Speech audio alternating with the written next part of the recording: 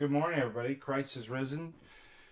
Truly he is risen. Indeed he is risen. Verily he is risen. That's what the new debates are going to be about. Like, which is the correct... is it truly, verily, indeed? For some reason I default to indeed. I feel like sometimes I say truly. That's interesting. Okay, welcome everybody. Hey, crazy night last night. I apologize. It was, can't tell you how frustrating that was. I did figure out what happened. We were supposed to do our catechesis. We had students and parishioners, and the camera kept disconnecting. And if the camera disconnects,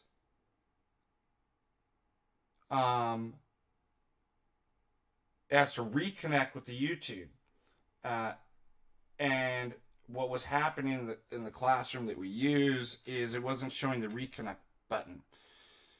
So it wasn't sending any data in. And then I figured maybe it's something with the particular computer. So we had to walk around the campus until we found a classroom. We found a classroom, and the camera starts doing the same thing. The only good thing about that classroom was on this computer, it actually showed the button where you could press reconnect. And every 5 minutes, it would go out, and I'd have to refresh the browser, then reconnect, and we weren't able to get started. And then eventually, it got to the point where it did the same thing, and I quit. I rage quit. That's what I did. I was just like, this is ridiculous. And we had, the worst thing is, I think, we started off with 62. We had Cotel, all the people from Cotel stream coming. And so each time this happened, you just watched it drop off. And I was like, could have got wonderful super chats, could have had a wonderful night. And the tech demons got me again. And all of this is after, like, tech problems that I'd worked out, thank God, here at the office. It was extremely frustrating. Probably have to go to confession because I was so mad over... Do you have to go to confession if you're mad at demons? Anyways, ended up having a nice night because, we just took off and I was able to talk to, rather than doing like a class, we had kind of an intimate, we went to it's a tap house to have a brew, and was just able to have kind of totally different kind of scenario and setup, a real kind of intimate conversation one-on-one with the people of the class and where they're at. Some of them are catechumens, some want to come into the church, and so it turned out to be a blessing, but I was still kind of upset about. And then I figured out what happened. Like, I was just writing one of the parishioners. I'm like, I don't know why it took me a day to figure this out. This happened like a month and a half ago. There was a bad camera. I need to go in on Monday or Tuesday and tell the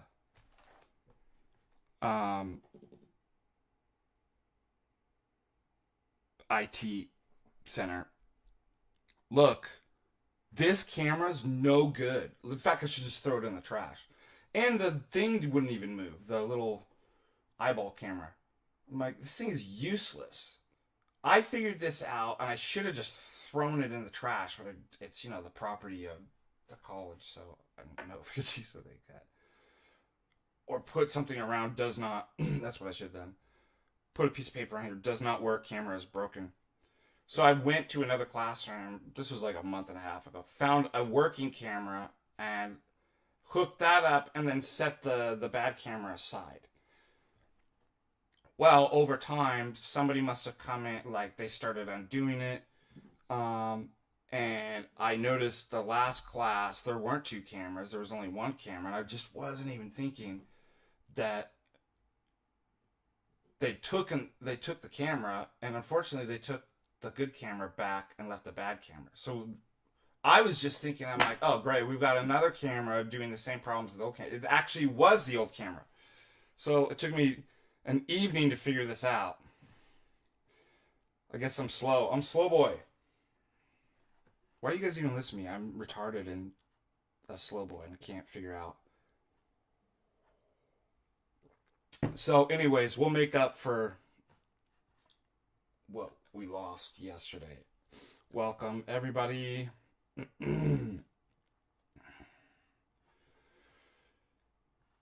What else is going on? Father Ron's coming in tonight. Going to be staying with us for 3 weeks. We're happy about that. MontaNika tickets are selling fast. VIP's done. I got to close that done. VIP sold out.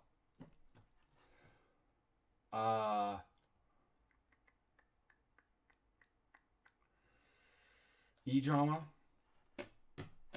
Oh, courses. Let me get courses up. You know, I'm going to create something like something easier. It can't just be like a email. Email me if you're interested. But like a button or something on Patristic Faith where you're interested, you click the button, and then it starts giving me a head count of how many people want to sign up. Because think about this.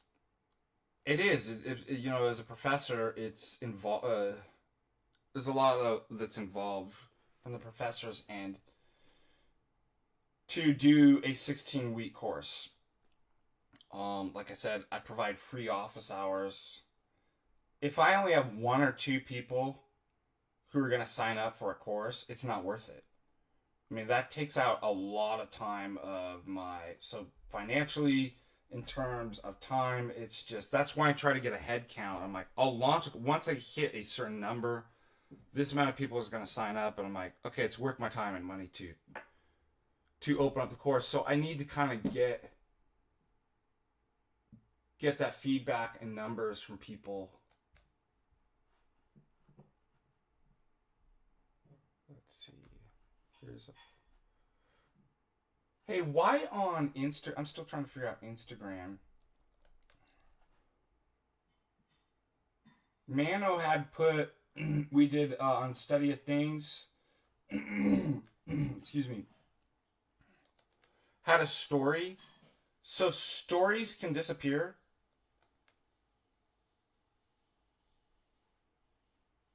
Or they delete. And like, I don't get... So I click on it. There's a cool thing I wanted to show you. And it shows story unavailable.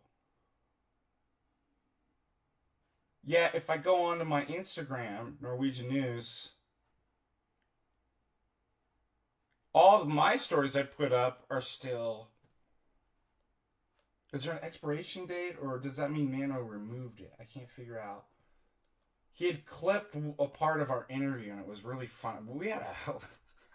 I really like Mano.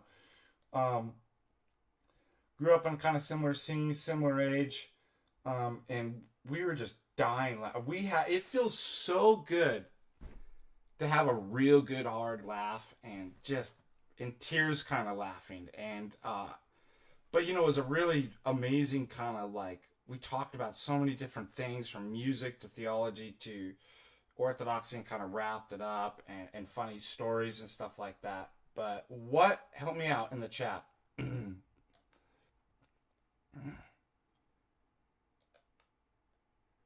Instagram has members only? I learned something new. I didn't know Instagram had memberships. Huh.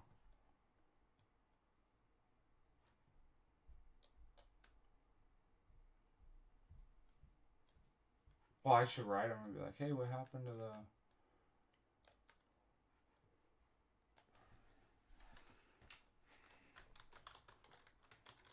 What happened?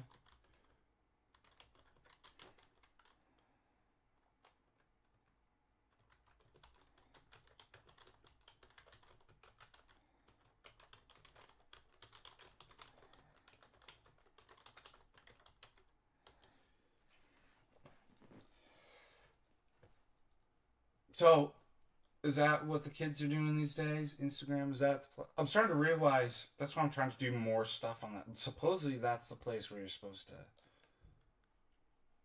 do stuff, right? I feel like such an old person.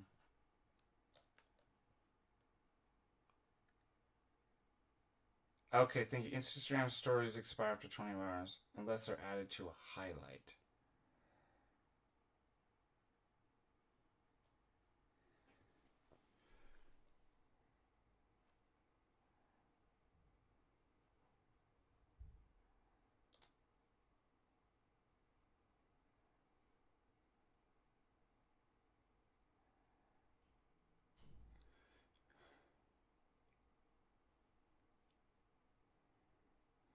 What's JBP? Oh, is that the guy that went after Nikolai?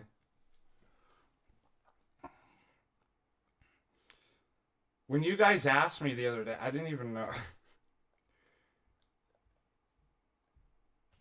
what had actually happened. I thought it was something that happened recently.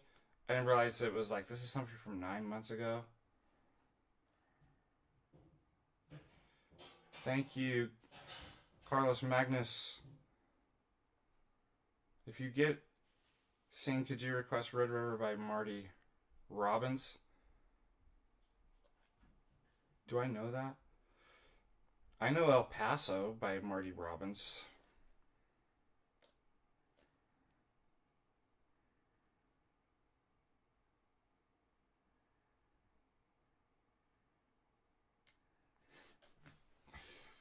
Would it be funny if like there was somebody out there that had like it was like a tabloid of like e-drama.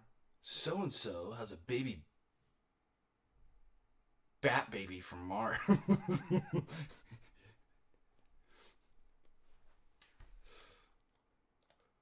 What were those tabloids called again, sweetheart?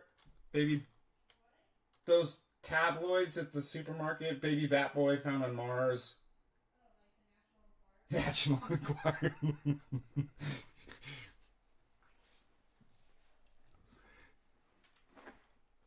How funny! Like that was actually a thing. Maybe it still is. Like, are there even, or is everything digital now? There's literally we live in the future. There are no actual magazines and books. There are good.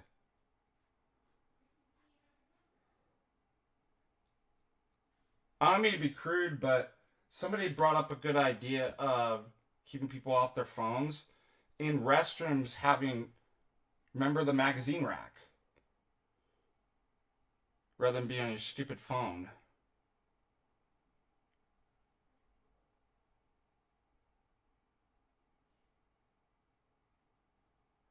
Oh, you're right. There are drama. You did. Ruslan is another.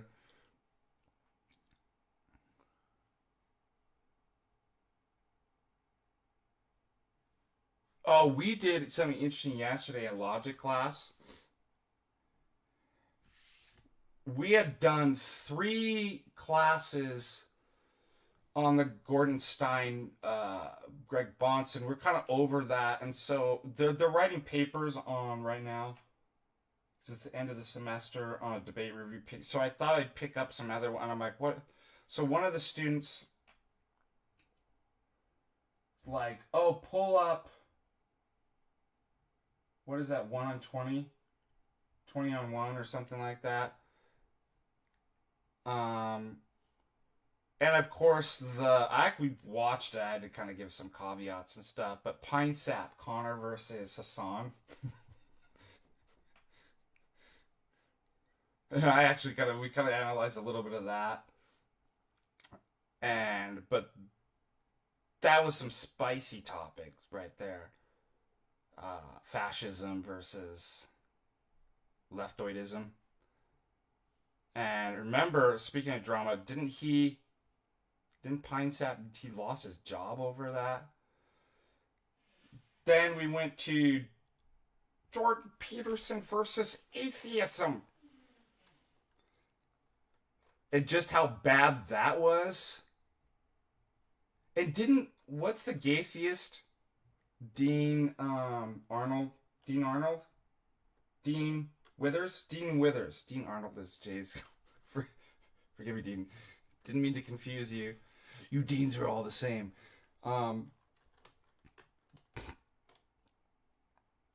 Dean Withers on there. But we were critiquing, I'm like, Jordan Peterson is not a good, he's terrible at debates. First of all, with this one, if you saw, he just brings his psychoanalysis stuff in. So it's like, no, it depends what you mean by analyzing the word God. Maybe there's a reason why your deep-seated hatred for your father has led you to... It was just like a bunch of the psychoanalytic babble. And I'm like, well, that's it. I'm not saying that, like, psychology and understanding somebody's mentality doesn't come into debate, but it was so bad. And the other thing, in debate, you want to be concise. Here's my position. Here's why you're wrong. And he just starts going into these long stories, right, about, archetypes. And I'm like, interesting enough, then when Dean Withers comes on, he's like, who said I'm a Christian? It's like, you just, it was really Christianity versus atheism, and you stepped in to be the side of. And what was so hypocritical about Jordan Peterson, he's accusing the atheists of not having a concise understanding of the term God. And then it comes back on him about Christianity, and he's just like, no, it depends what you mean by Christian. I never said it. I'm like, you're doing the same thing that you're accusing the opponents of. So I had to click that off. I'm like, look, it's so hard to find good debates. Then we found... Where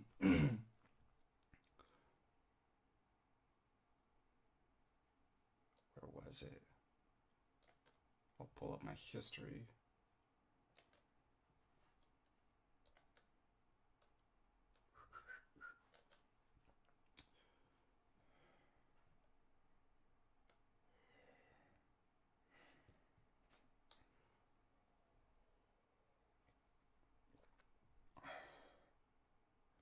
Alex O'Connor. I'm not a big fan of, but he had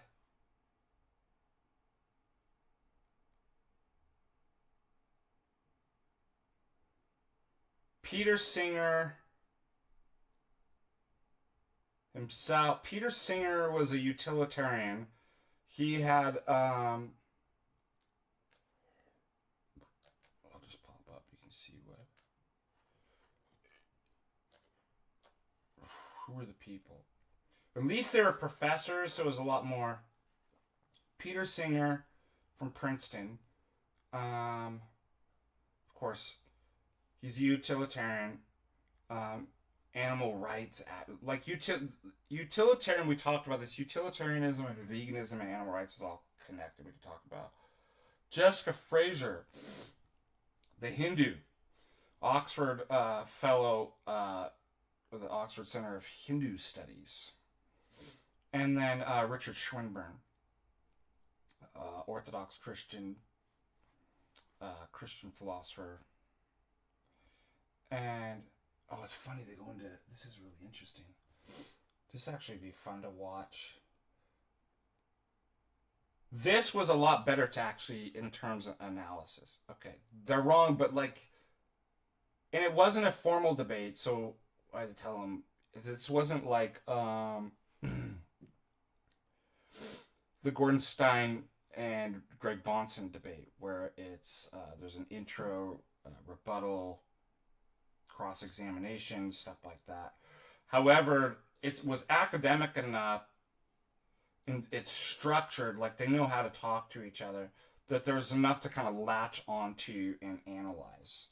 And so we ended yesterday.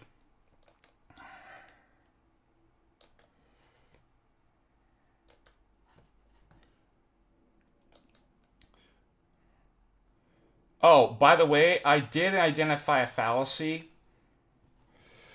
Uh, First of all of this is just British accent fallacy. Let's go over it a little bit. But I found another fallacy that. Oh, dude, I gotta delete this thing.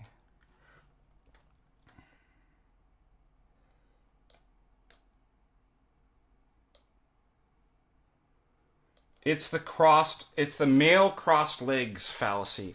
Now I want to show you something. It looks homo. I'm just telling you aesthetically, right? Effeminate. The legs crossed. I'm not a fan. What? The only person who's not doing that is our guy who's Orthodox, Richard Swinburne. Notice every one of these people. Well, the lady seems like ladies. This doesn't look as disturbing, right? Ladies cross their legs. This guy doesn't look as homo doing it, but gee whiz, dude, look at. It looks homosexual. I mean, now he looks. What do you guys think? Do you think this is a new fallacy? It's crossing the legs fallacy. Men crossing legs. Put your feet down on the ground. And especially even when you have these skinny kind of legs too, it just kind of adds. But it's interesting because what do you notice? Homo debate at 4158. There's got to be a connection here. Why did it just happen to run into the homo? Because they were crossing their legs and looking like homos. It was inevitable that this was going to come up in the debate discussion. But what's your thoughts on that? Does men crossing their legs in this way really look effeminate and homo?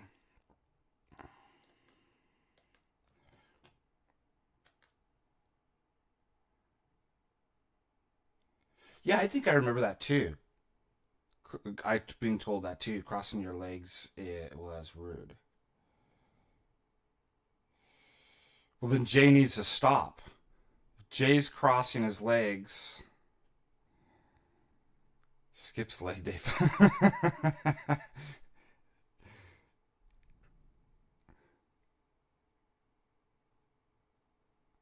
Okay, maybe it's the way it's done. All right, so I feel like if you get your legs like if you do it like this at a right angle, if you form a right angle, right? Do you see what I'm saying?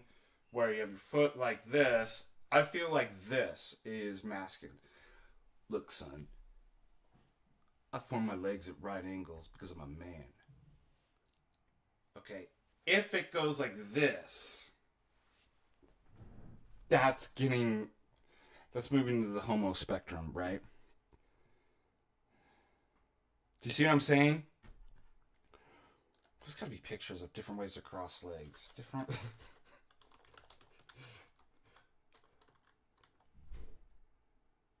Oh, that's weird. Okay, so I put different ways. I started typing in. Guess what? It came. This shows my computer's listening to me. Different ways to cook eggs. No, cross legs. Isn't that weird though? Out of all the things, different ways to. Why was the first thing in my search engine different way to cook eggs? And it rhymes with legs. Do you find that odd? Now, if I was a paranoid person, I would think there's something there. Different ways to cook eggs. Different ways to cross legs.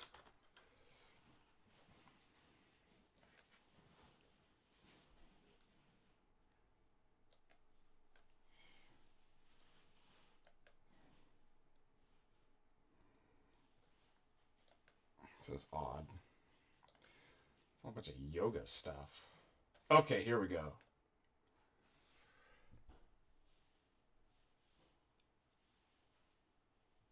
Here's what I'm talking about.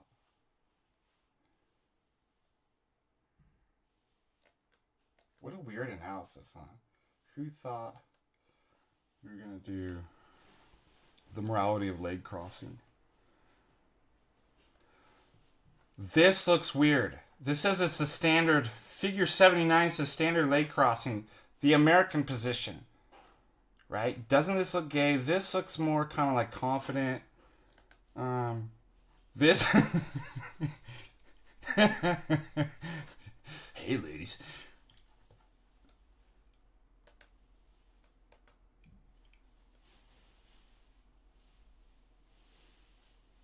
That's what I'm talking. Figure 4 lock. I don't know. It's number 3 that bothers me. And that doesn't even look as gay as the... we were...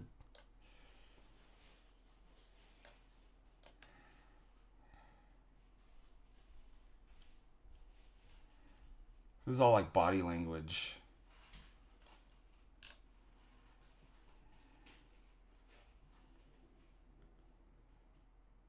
Yeah, don't like this. The benefits of body language.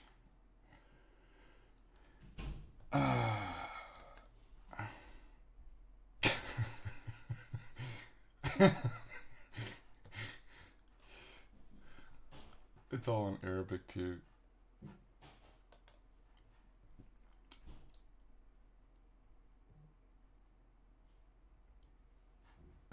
This is the PTSD cross legs. I've been living in an internment camp. Right. This is hilarious. All right, what do you guys... What do you think about this?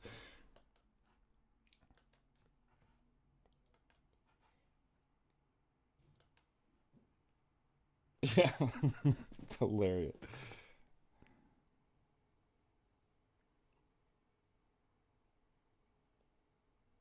Yeah, there's a reason why.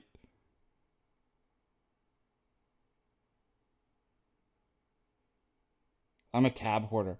Do you know what's so funny about that too? There's a reason why that. Because my ADD brain, which Mano I talked about, is not a disability. Actually, my mind, ADD, it's actually the normal way a healthy mind should actually work. Took me forever to figure this out because I was being gaslit by society saying I have a learning disability. Oh, you're the weirdo. It's like, actually, no, I'm convinced now. It's like, this is actually how you're supposed to think. And why do they do that? So they can put you on medication. Thank God I, never got on, but that's what they want. They want a bunch of autistic, left brain, right brain deficient people in society who are just Pavlovian dogs that they can condition using medication. And so when I say that, I'm not buying into the mythology of ADD. It's a name for something I think, actually, that's the way your brain is supposed to work. My mind is a healthy, you are supposed to have a million tabs up there. You were brainwashed and gaslit into be like, that's ridiculous and that's the weirdos. One of the things, though, with my brain, out of sight, out of mind. I'm really good at multitasking, and so I'm not just a linear thinker where it's just I do from one. I have that multiple things and multiple facts kind of being tied together and interwoven. But if it's not in my view, I forget that it's there. So actually, all of those are tabs that I actually use almost every day. And if I don't have them up, and I can't just put them into favorites, because then I forget they're in favorites. So that's why I have all of those. I actually almost every day. Well, think about too. I have 8 classes. A lot of those are tabs that are either the classes themselves or articles that and grading stuff that's in. So don't shame me. Actually, that's a normal brain. A normal person should have that many tabs. If you don't, you're not. You're actually the freak. You're not a normal person. So, anyways, that is my rant for today.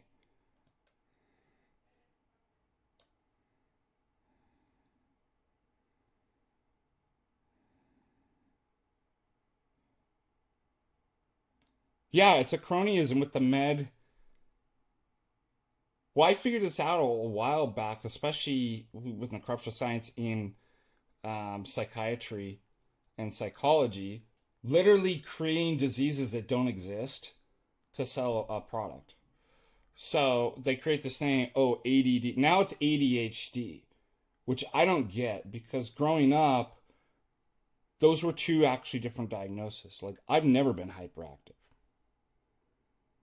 Now it's just everybody, ADD has now been shifted into its ADHD. I don't like that.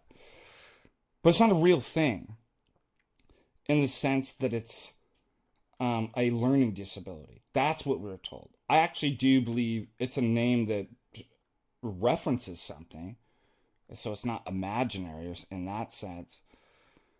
But why, if it's a disability, then what? You have to take medication and you have to go into special programs and stuff like that.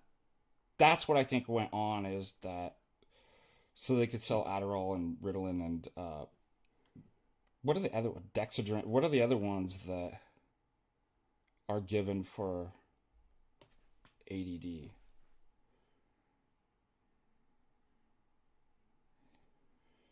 Now, whatever autism is, we talk about this too. There actually is cognitive impairment. Like, there's something that happened where it's a huge rise. If you want to call it the spectrum, it's not even clear what that is. But there is something by which when we say somebody's autistic, that I'm like, that really is a cognitive impairment. Like, that's not a superpower. It's not normal. People should not actually be that way. And like Mano and I were talking about growing up, like if I go back to my memory, maybe one person in the 90s I could think that might have fit that description. Now it's like, it feels like 2 out of 5, every 5 people are like that. And no spoiler alert. I mean, I'm not going to tell you what happened because he's going to release that, but I give a diagnosis of why do we see the rise of whatever that is by which we typically would use the term autism. But like, I don't think it's not a good thing. It's unfortunate what's happened.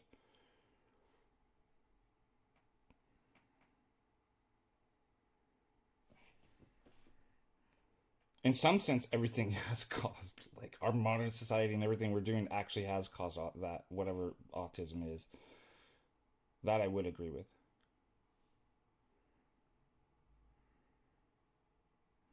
So I'm glad you guys agree with me about the ADD and that it's created by drug. But I really felt like I was the weirdo, and I'm like, there's something wrong with me.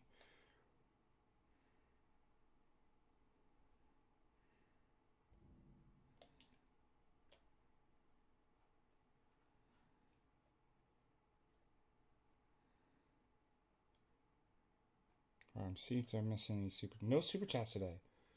I did this whole to make up from losing super chats yesterday, and nothing coming in.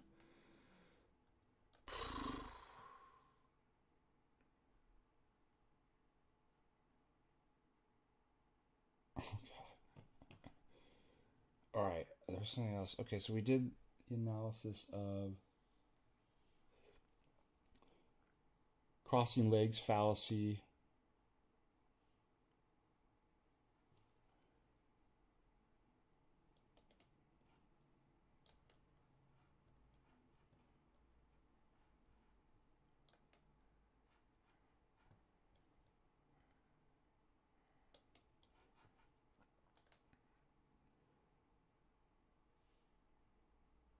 What's SCT?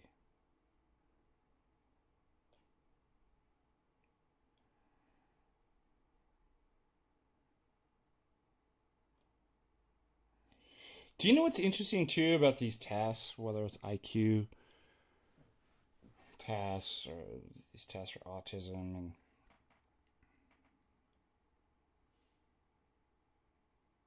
I actually think that one's intuition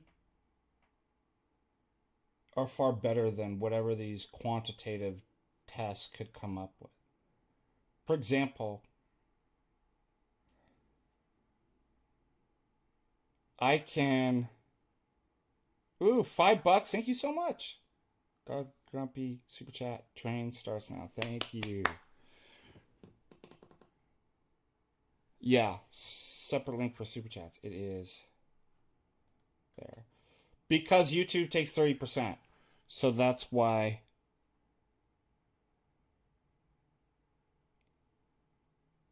I encourage people. The only thing that I encourage people to do the Streamlabs. They don't take as much. But Streamlabs changed recently where they only take the PayPal. What did they used to do? So it's made it kind of a little bit more difficult. You have to hook up a PayPal and stuff like that. So I'm sorry. Anyways, going back to... What's SEK? 129 SEK. How does one solve the mind-brain? It's weird. I wrote my PhD thesis on the mind-brain problem. Abstract versus material. You ever see this? You ever see what a PhD thesis looks like?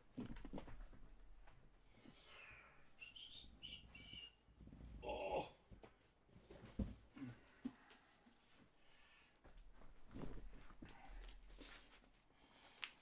Yeah, I should put this in. It's starting to get messed up. This is...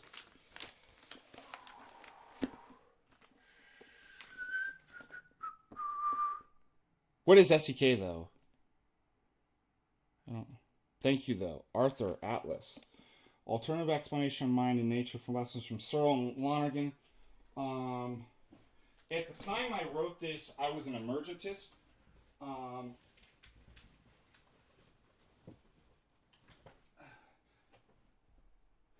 And it's a good book here. It's a blue book. Emergentism and the philosophy of science, is it? Never find my books when I want them. It's a blue book. Oh, it's right next to you. Emergence in Science and Philosophy. Which was I actually liked it. I think I've probably moved away from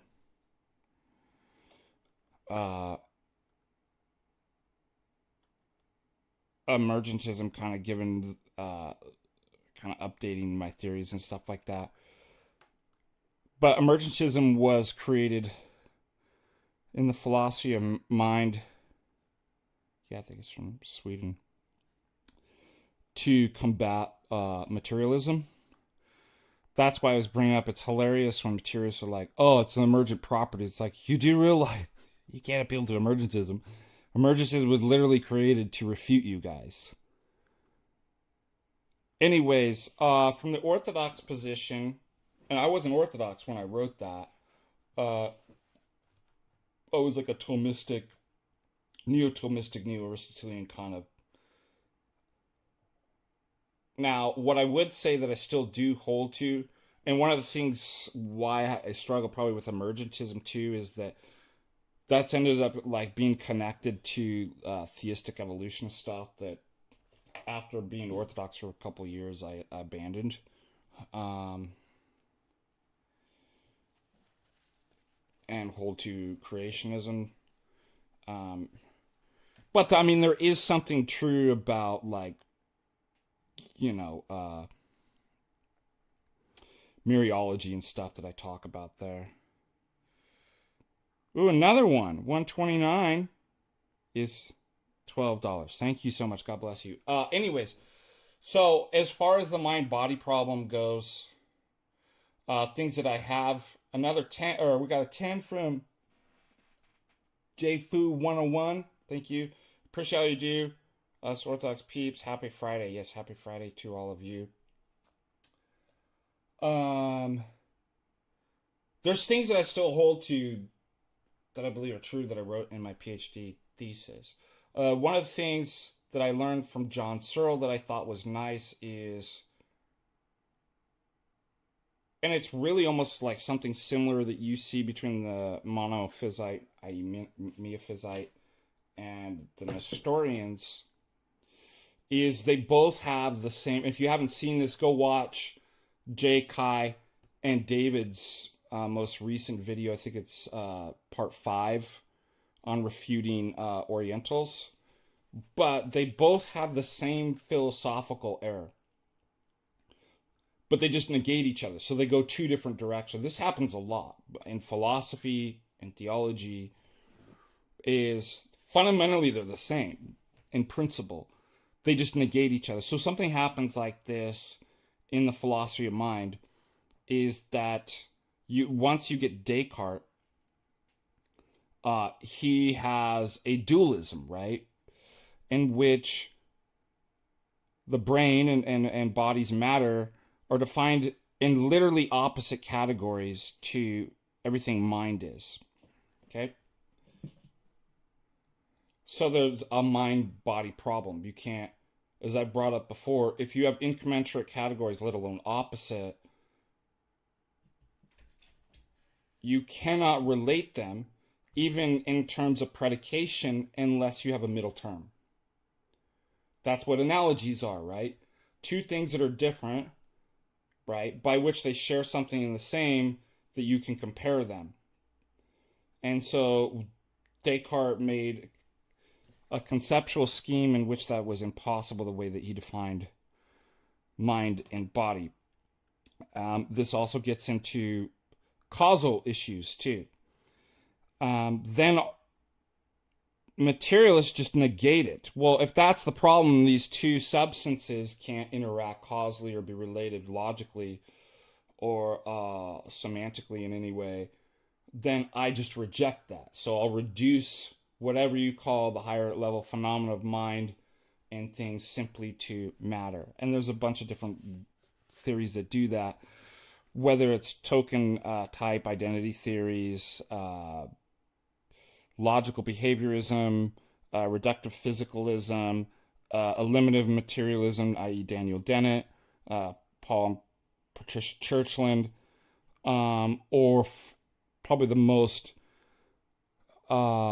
sophisticated versions are like functionalism and stuff like that. All right. What was interesting that John Searle pointed out is they have a conceptual dualism. Both of them. One just denies. So the problem is a conceptual or a precondition, right? Like a presuppositional problem, that they both have the same presuppositions that these two categories need to now to be opposed, and so you just deny that there actually is substances or properties like immaterial things. I don't think John Searle's, he says just reject he has something called a biological naturalism. He's not a materialist, though. Isn't that interesting? Because he thinks materialism's committed to this conceptual dualism. It just denies in substance there is anything immaterial. However, I did learn something from that. I'm like, okay, and I critique his biological naturalism, but I realized there is something true. Okay, so I go back to a hylomorphic account where form is immaterial, but the way that Aristotle and the ancients referred to, it wasn't in a conceptual antithesis to matter. There's even a phrase, matter, how does it go? appropriate to a particular form and form appropriate to the matter. For example, if I have a form or telos of hammer or something like that, clearly not all type of matter is capable of receiving that type of form. Water isn't. Well, just can't put the form of hammerness in water for some reason. Glass doesn't make great hammers, right? There's some right complementarity to certain types of matter, to certain forms, and matter is that, right? That has to be. So it's like beckoning to receive a form, right? And form, the definition is already included the matter before it even is in matter. Okay, so there's a complementarity and not an antithesis. So I actually argue this with the mind-body problem is like, and it doesn't restrict you. You don't have causal overdetermination problems, because if you go back to an Aristotelian account of causality, it's more robust. It's not limited to simply efficient mechanistic causality.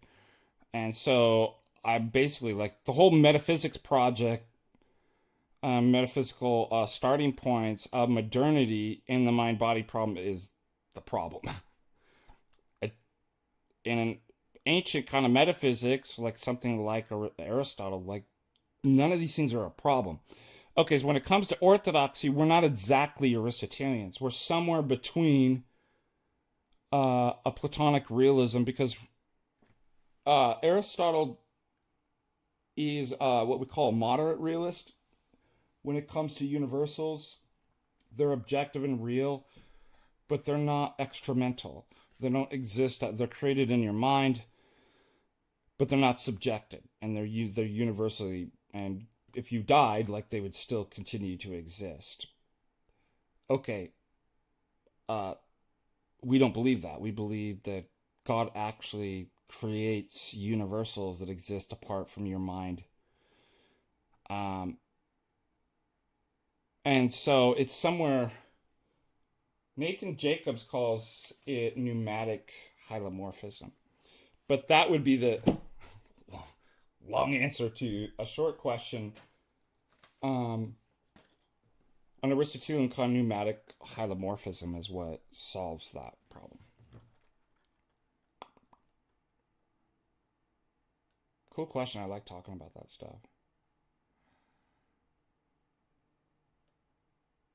Meophysite.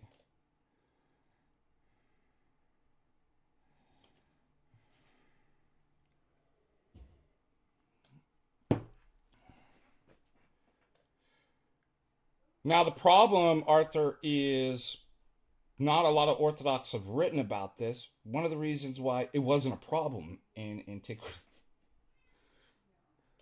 So it takes people like Dr. Nathan Jacobs or myself, where have studied this and, got PhDs in this, in philosophy, to then look back on our kind of metaphysics and theology to be like, how would it answer? But there's not much literature on it, because, again, all of our literature is from the saints and fathers before this even became a problem.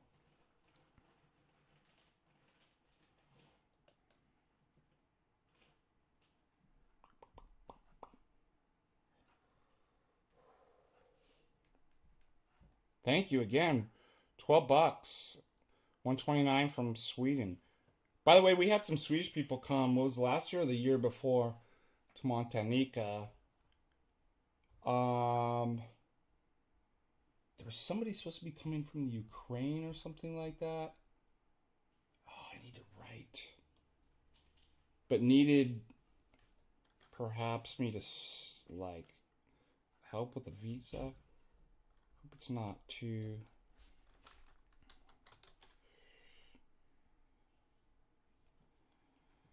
I got a million emails. If you ever send me an email and I don't respond, forgive me.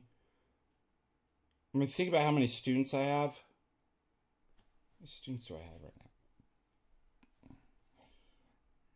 now? Roughly. 240. And that doesn't include parishioners and emails. Like, sometimes there's so much coming in, I forget who's written me. I always have a student come in and be like, did you get my email? I'm like, probably. Who are you again? Like, what was... I feel bad, like, it makes it feel like they're not important, but it's like, I read it, but, like, there was another student that wrote probably a similar email, too, and,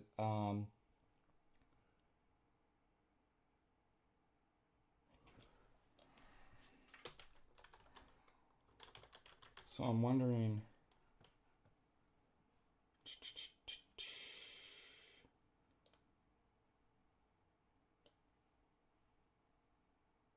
if I ever responded back to this person. I feel like I didn't, and now I can't find it.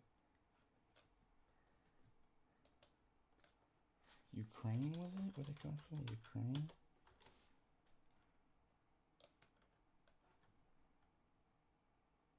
Yes, found it. Victor.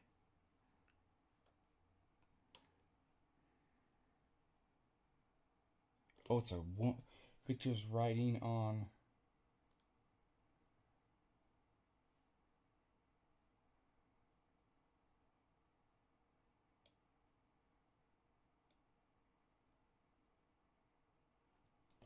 Okay. Right, so I have another thing to do today. I need to write this person, make sure... Did I write you back? Can't remember. How are things going? Alright, moving on. Good topics today. Having fun. I need a secretary.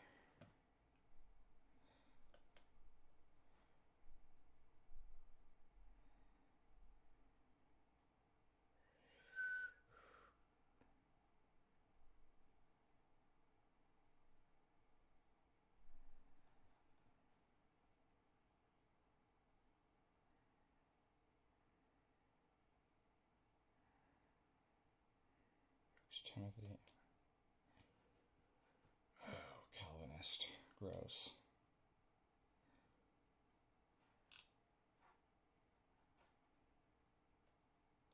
Alright.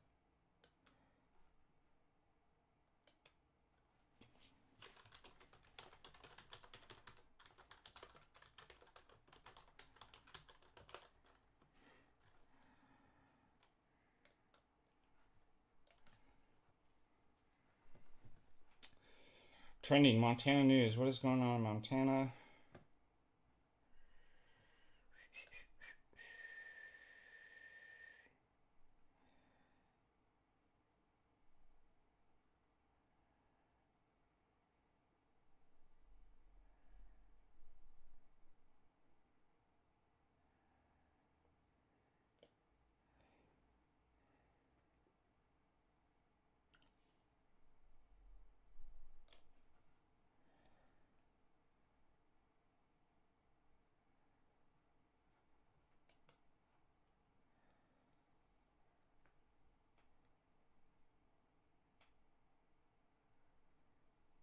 I wish I could cover this, but there's words in here, but it's not.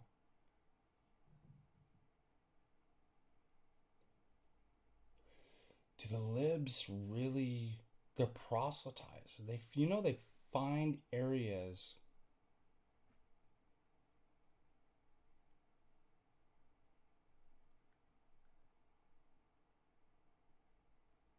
that,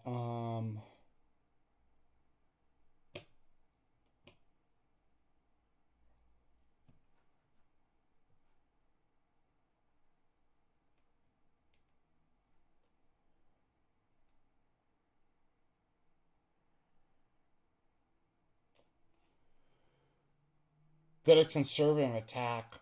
Anyways, this concerns... So Helena public schools are awful. One really, really liberal. And it's... I don't want to cover this, but...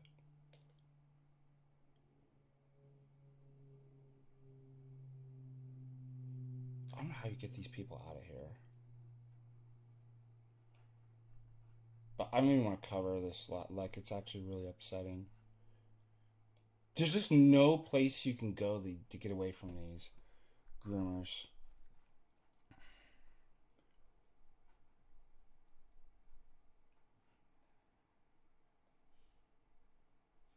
Anyways, I wish I didn't see that. It's really upsetting. My students, they're all like interesting. I was just talking to, who was I talking to? They're an interesting group of kids. All white. I have one Asian, one Hispanic. You might get total different demographics from when I came in from California, which was majority Hispanic, my students. But they're odd group of kids. They're like really run of the mill kind of salt of the earth, but they're kind of a little bit normie. Like they're not like the based Gen Xers that you find online. It's like they don't know a lot of like that kind of, so it's kind of odd. But they just kind of look, they're not liberal. Run of the mill. Like I don't know how to. I'll show you. I'll pop up some videos at Carroll College, and you'll see what. And then it's like we got to diversify, right? So it's like, oh, we brought somebody in from. And then, of course, they got to, like, celebrate. Look at our student from... Can you imagine actually being that student and having... like, that you're the token diversity student? Like, I'd be so upset. I'd be like, just stop talking about... But that's a good question. We should do Carroll College. I really like my college.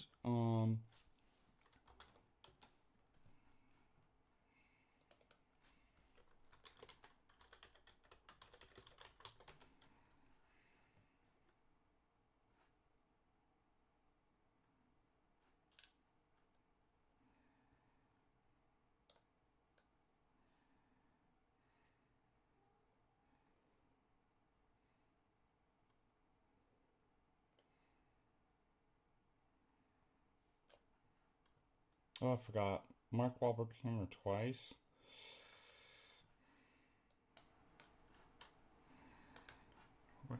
We have a ROTC. Hello everyone, Mark Wahlberg here. First and foremost, I want to say thank you to all Deacon of our Ananias. brave cadets for their dedication, commitment, and service to our beautiful country. I wish I could be there with you guys at Carroll College in this annual dinner supporting ROTC, but I'm shooting. Hey future saints, welcome to Carroll College, located in the Montana state capital, Helena. Let's take a quick tour of the campus.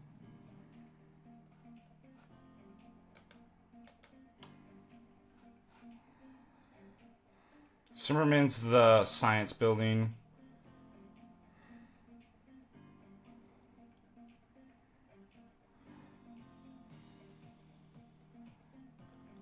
The meth lab's there. There's where my office and that's St. Charles. The library.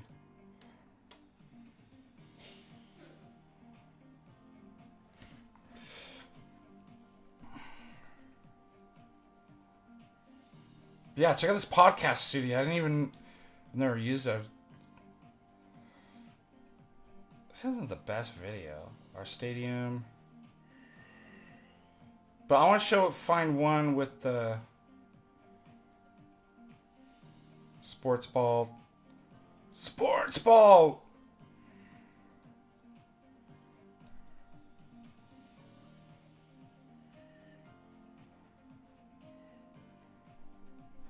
Our rock wall. But I'm trying to find like one where you see the students. Alright, I want to find...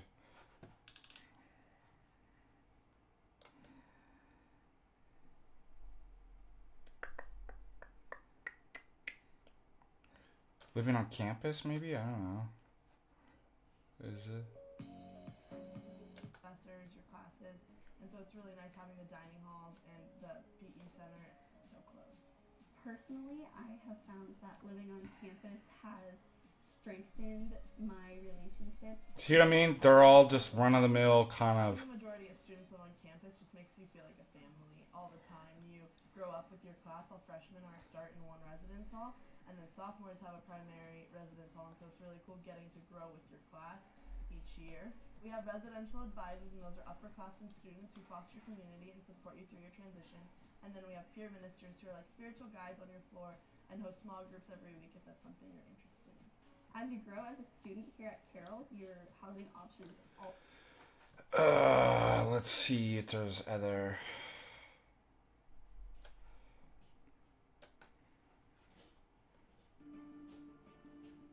At Carroll College, academic excellence isn't just a tradition. It's a calling. Here, you'll be challenged to think deeply, grow faithfully, and to live boldly.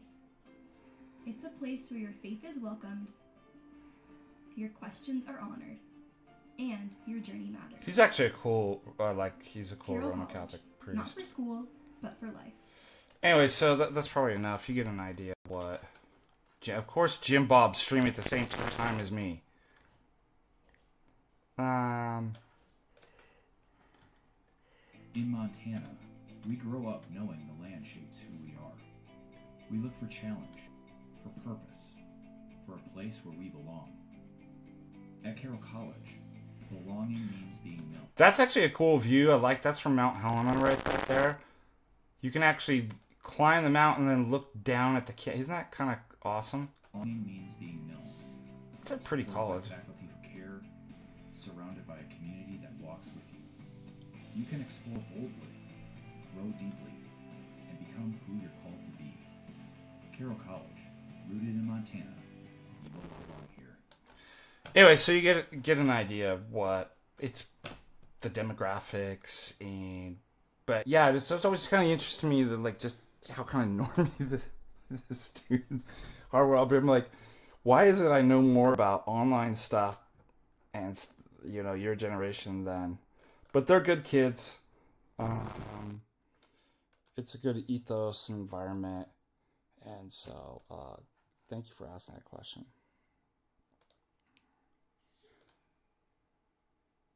Yeah, you're not enough Indians from the country India, or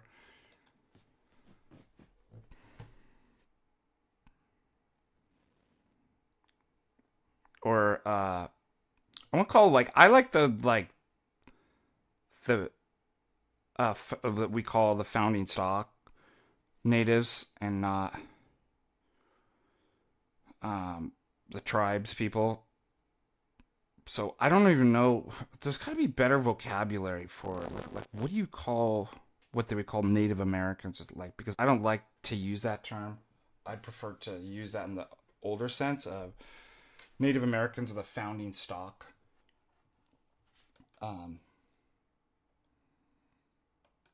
What would you call them then?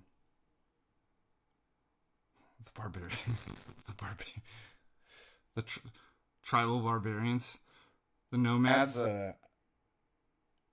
Because of course, as soon as you say Indians, people are like the country, or people who are the tribal people here. So I don't know what you're asking. But yeah, there's the demographics. And it's just always kind of a culture shock, after being here for so long, and then you go anywhere else or go to a city, and I'm like, whoa, I forgot about there's other races and cultures. It's kind of weird.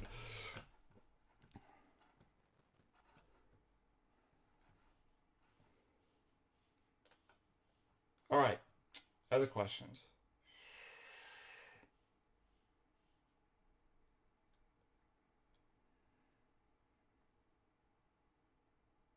Really upset with that thing I saw about Helena Public School.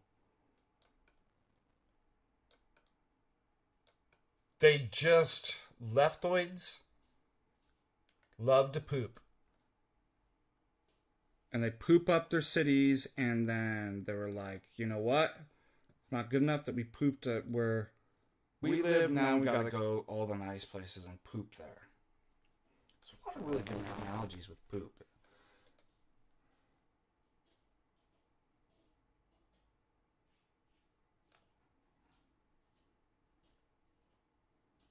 This guy says, I'm cradle Greek Orthodox. I watch Jay Dyer. Generally don't see what the issue is with you people have with him. Either prove him wrong or go. So, it's more the way he treats people. See, this is the problem that we talk, and I talked about this in Manitube.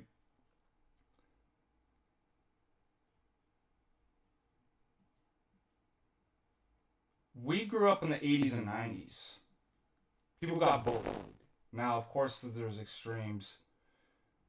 But not everybody was told, like, there was no internet, no anonymity. And your friends roasted each other. And if you popped off your mouth, you got dealt with. Then we live in a society where it's like, now there can be no bullying whatsoever. Right? Everybody has to be nice. This is called effeminate faggotry. Right? Men roast each other. Men tell each other. This is how we became, right, in high school, went into kind of manhood and learning conflict resolution, boundaries and stuff like that, is because the way we treated each other. It's not a vice. That's part of... Now what do we get? This effeminate, it's mean and what he insults. Good. 98% of the time I've seen Jay, he's justified in doing that.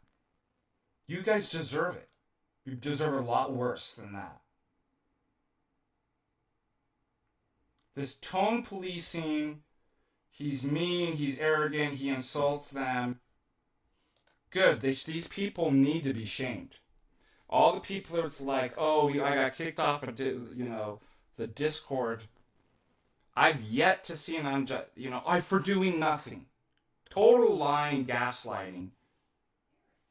I go back in and I find out like they were causing multiple problems over and over again, right? So, look at this. And why are we letting random people who are probably not even Orthodox? Yeah, what's the art? Tone police and be the moral gatekeepers on this guy, just a regular guy.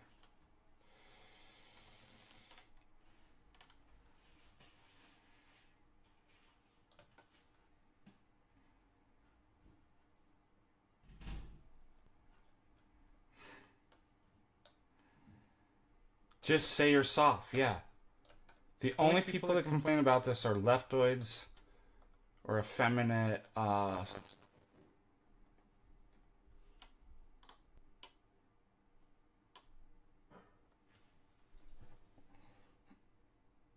FAGs.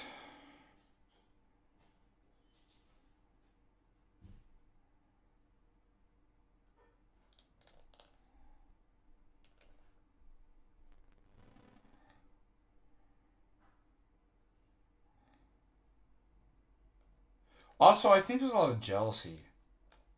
I think there's insecurity. There's a bunch of... What do you guys think?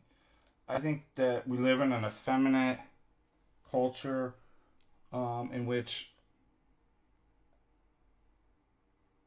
there's just anonymity, so people think they can actually say this kind of stuff. Nicety, which never existed a virtue, now is... and you're just supposed to be this effeminate, nice. Nobody can be a man. And then add insecurity and jealousy, and you get comments like pearl clutching piety. And the thing is, and you can pick up. I know these people aren't. It'd be one thing if there was a saintly, holy person saying this. they've weaponized these our theology and our ascetical practices. What? Because do you think that these people are actually concerned about virtue and being holy? No, they're using the word. It's the same thing like when an atheist quotes what Jesus says. It's like, you don't even believe this, right? It's the same, and I can spot it right away. Thoughts, questions? See? People only don't like him because of his personality. But that goes against what Jesus said about not. Oh, this is actually in support of. Yeah, so he's pointing out it's hypocritical. These people will say, you're not supposed to judge, and Jay's judge. First of all, Jay's not, in the sense of. But then they'll come on. What's interesting, whatever the criticisms of Jay are, the people come on and actually do the same thing, whether it's like, nobody should ever do debatings, you know, you should be praying like me, you know, thank God I'm not a debate bro, like the Pharisee says, while they debate you on, well, Jay's so mean, and I heard him use a bad word once. And then they come on and then use what? Worse words. I've seen him drop the ep, and I'm like, why does anybody fall for this stuff? Before that even comes out of their mouth, I already know that I'm like, I know what type of person this is. Intuitively, I can pick up on the spiritual kind of energy, and I'm like, it's going to come out. They're saying that. They are not that. They are not the holy. They're saying not to judge as they judge you. They're saying, giving the critique, it's wrong to be mean, and it's going to come out that they're going to be far meaner than whatever they're critiquing. Every time, without fail. This is why they're enemies. These people do not actually really care for you. And if you're too mature to kind of see that, you're going to fall for it every time.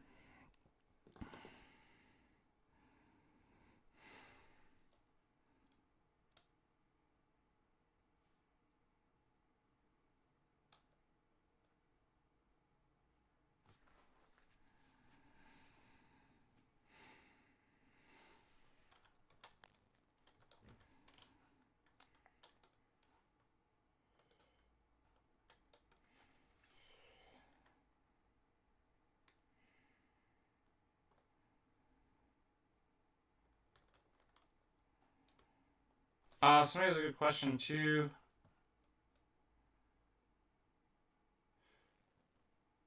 And I'd go back, and it should be recorded. Let me see if I can find it real quick.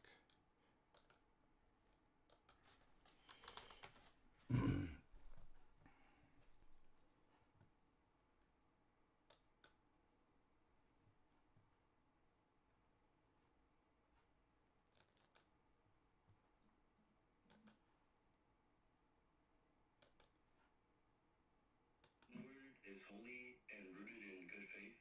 Can you tell me why the N-word's a bad word? Do it and say that Muslims. I don't have the energy for tag tonight. Stop.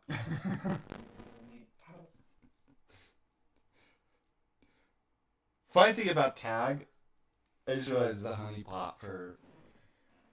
By the way, it's an analogy. So, in case you don't know what honey pot,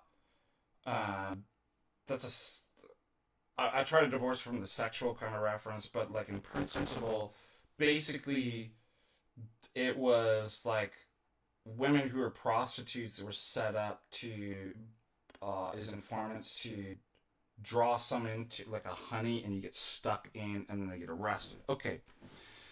Separating from the sexual aspect of it, there's a principle of setting something up, or like somebody being drawn in, the like maybe a better analogy would be, what are those mosquito zappers where they're like drawn into the light? Tag is that for like autists. Like they just can't help. They're just like every time. Anyways, I have some theories behind that. But it's hilarious how many questions. Well, how absolutely obsessed with.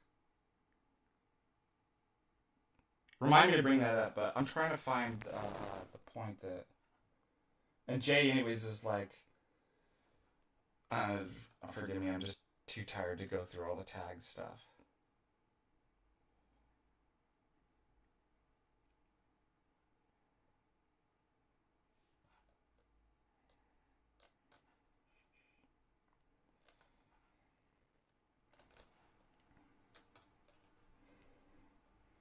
I monetize these people. And through covetousness. Bro, I got that following, dog. Trying to get me to go on. I'm not going on, so you're just wasting your time. What are you talking about? No, but you can just like switch over and destroy them, right? I don't want to. They can call in here. I've already given them.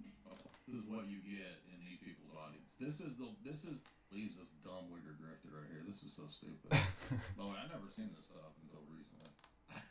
Care about how many People, you know what I mean? How do I monetize these people?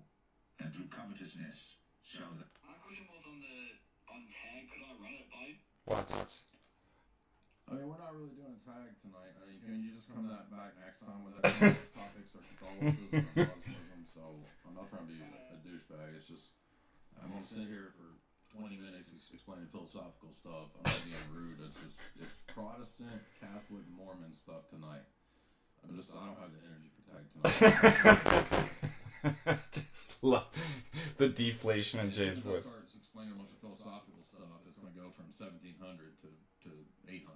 Oh, that's a good point too. Is that you just drop off? I was just up here to ask. When looking at Eastern Catholics, With your spiritual father, it's calling out roots for the whole time for the Orthodox liturgy. John saying 1 John 2 that beginning because John 1 where and one of my Greek Orthodox friends brought up Lumen Gentium 16 to me.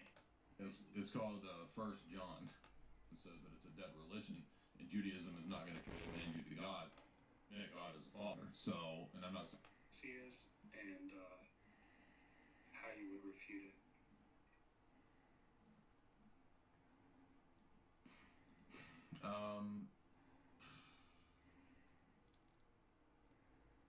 I mean, I don't.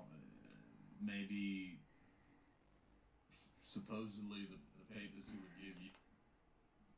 Come on, what And is I it? also have a theological question. Okay. And again, it's the exact same question. Bunch of snakes.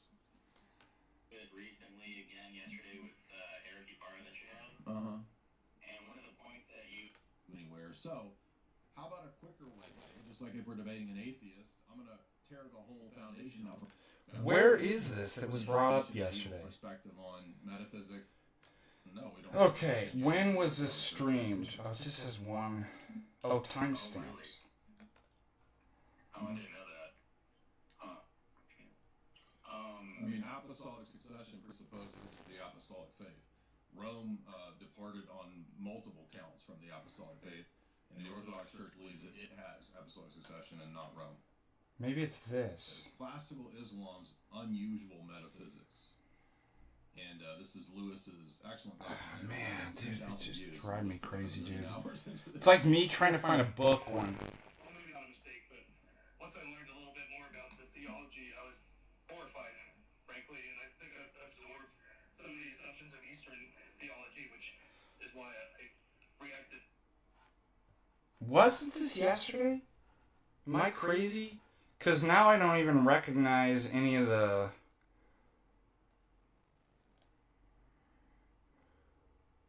I just wish I knew where this was.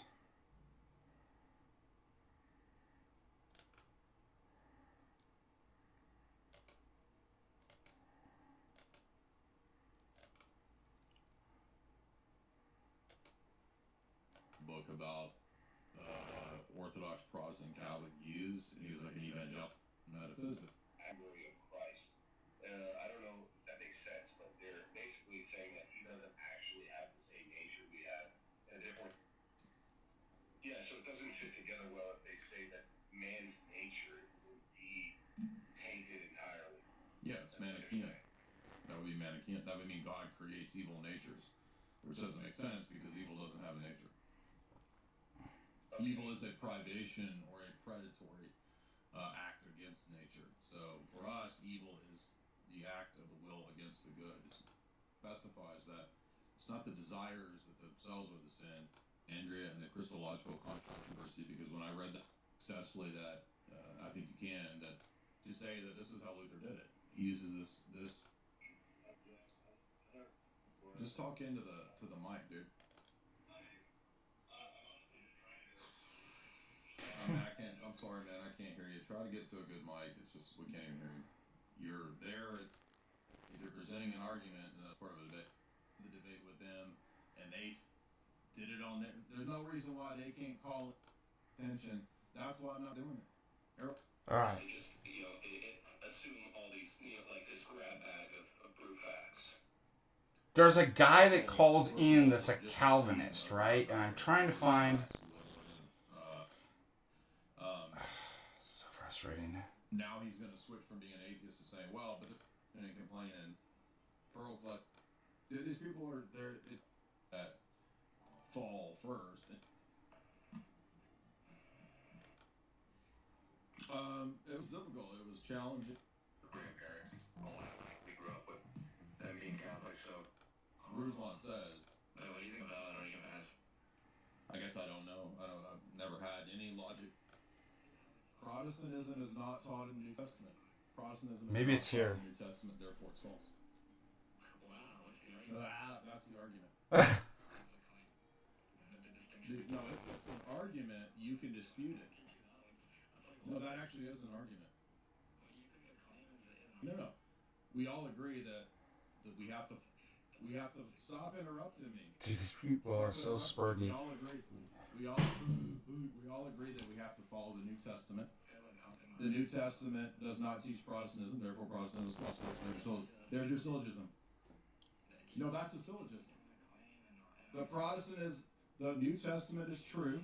Here is the syllogism. Protestantism is true. The New Testament is true. Protestantism is not taught in the New Testament, therefore it's false. Okay, what's the inference rule? Inference rule? What are you talking about? Dude, I understand syllogisms need like inference rules, right? Is the syllogism invalid?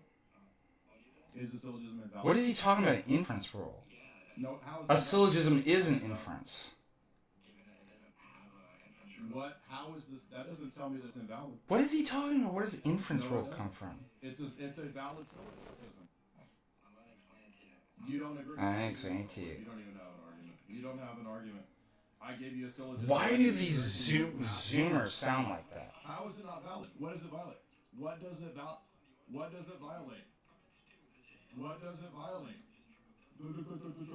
What law does it violate? And they have this kind of smirky quasi laugh behind the condescending.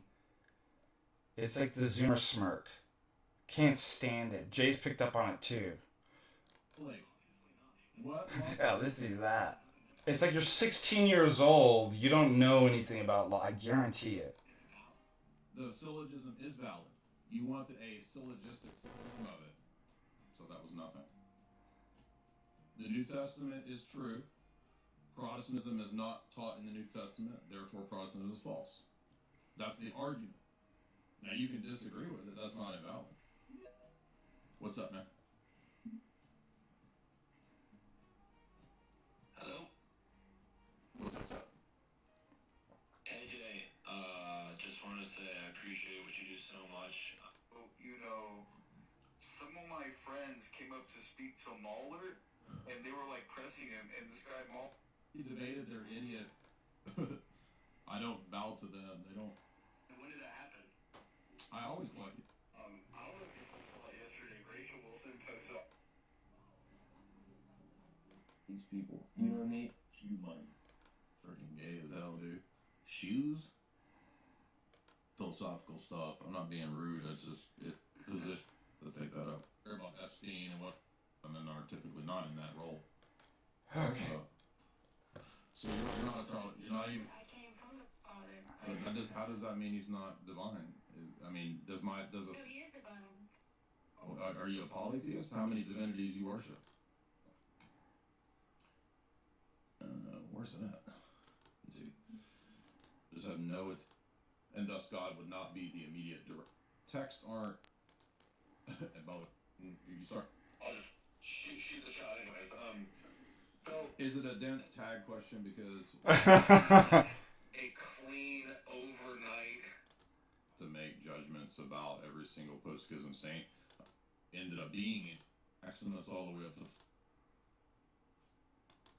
Hello? Hold on just a second.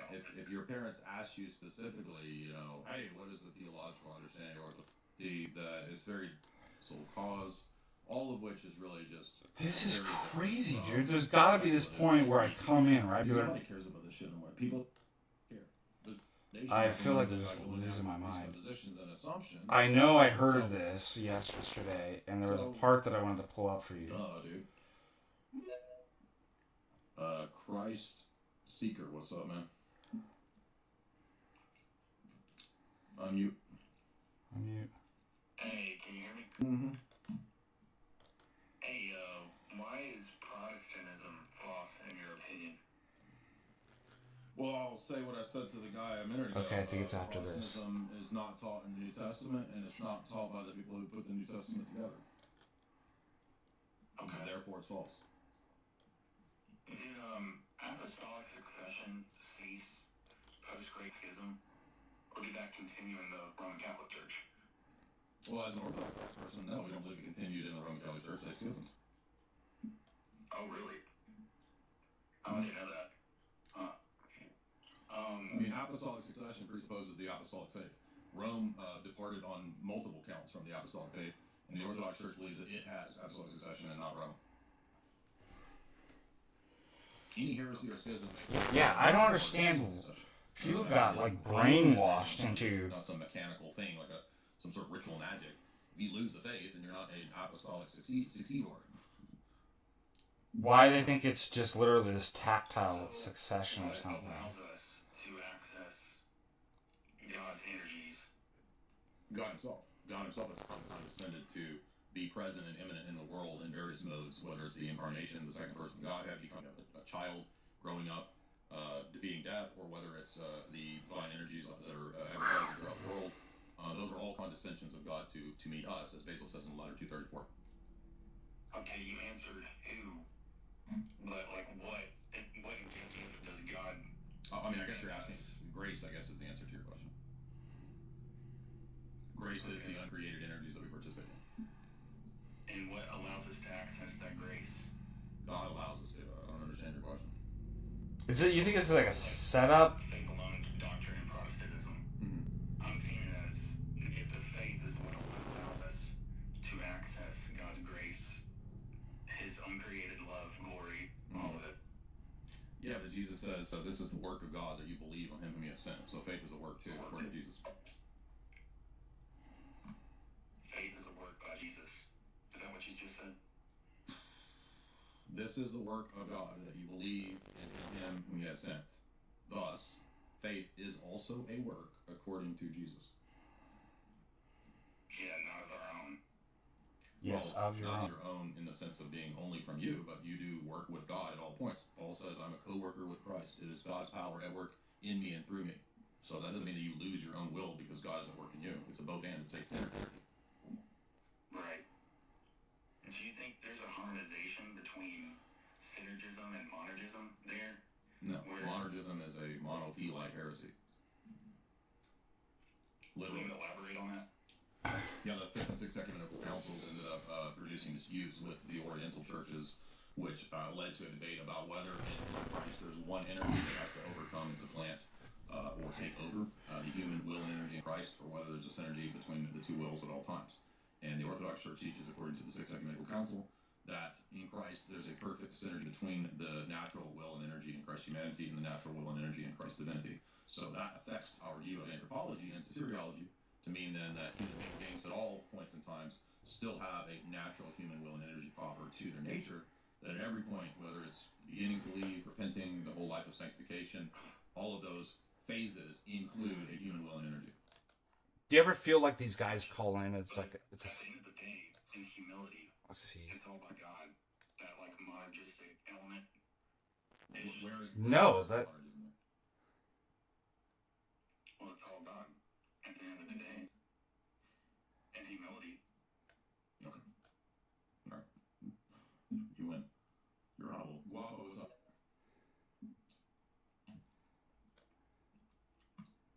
Michael, thank you so much. What up, Jay? How you doing? Can you hear me? You notice that guy has already asked, well, he must die or must be fed. Is that... I'll read your super chat right now. Last night, Father Stephen Young mentioned a story about the Jesuits trying to convert Capartha Rusins Babas, but got nowhere to do congressional scene being so effective. No, I have never. I'll tell you what, Father Stephen Young knows a lot more about all that kind of stuff than I do.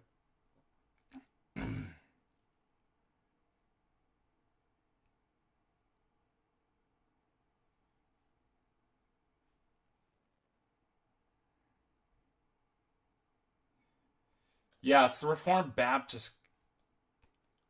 I think I remember seeing the Reformed Baptist guy clip. It was the Reformed Baptist guy.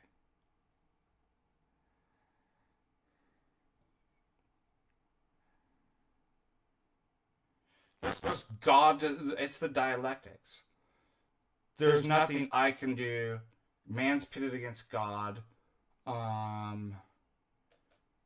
Faith is pitted against works. Grace again. Like everything's in a dialectic. So you want to say it's all God. And if you say it's a both and, they think it takes away from God.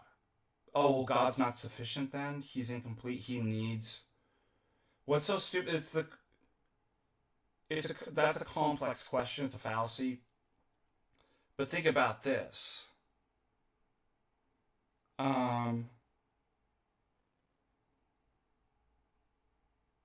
Why couldn't I just reframe it and be like, why do I need to eat or breathe air? Isn't God sufficient? And if you don't say that, then you're saying God is lacking some power, right? Because if God is complete and whole, he could, right? Nothing, no air or water or food would be necessary. Do you see the problem? It's like, yeah, I guess God could have created a world in which a monergistic world where it just zaps you, right? There's no free will, but he didn't. There's nothing that stands behind God that conditions him to do any of those things. But when he does it through his energies, which we speak is similar to, it's his nature, right? And I don't mean his essence, but the energies.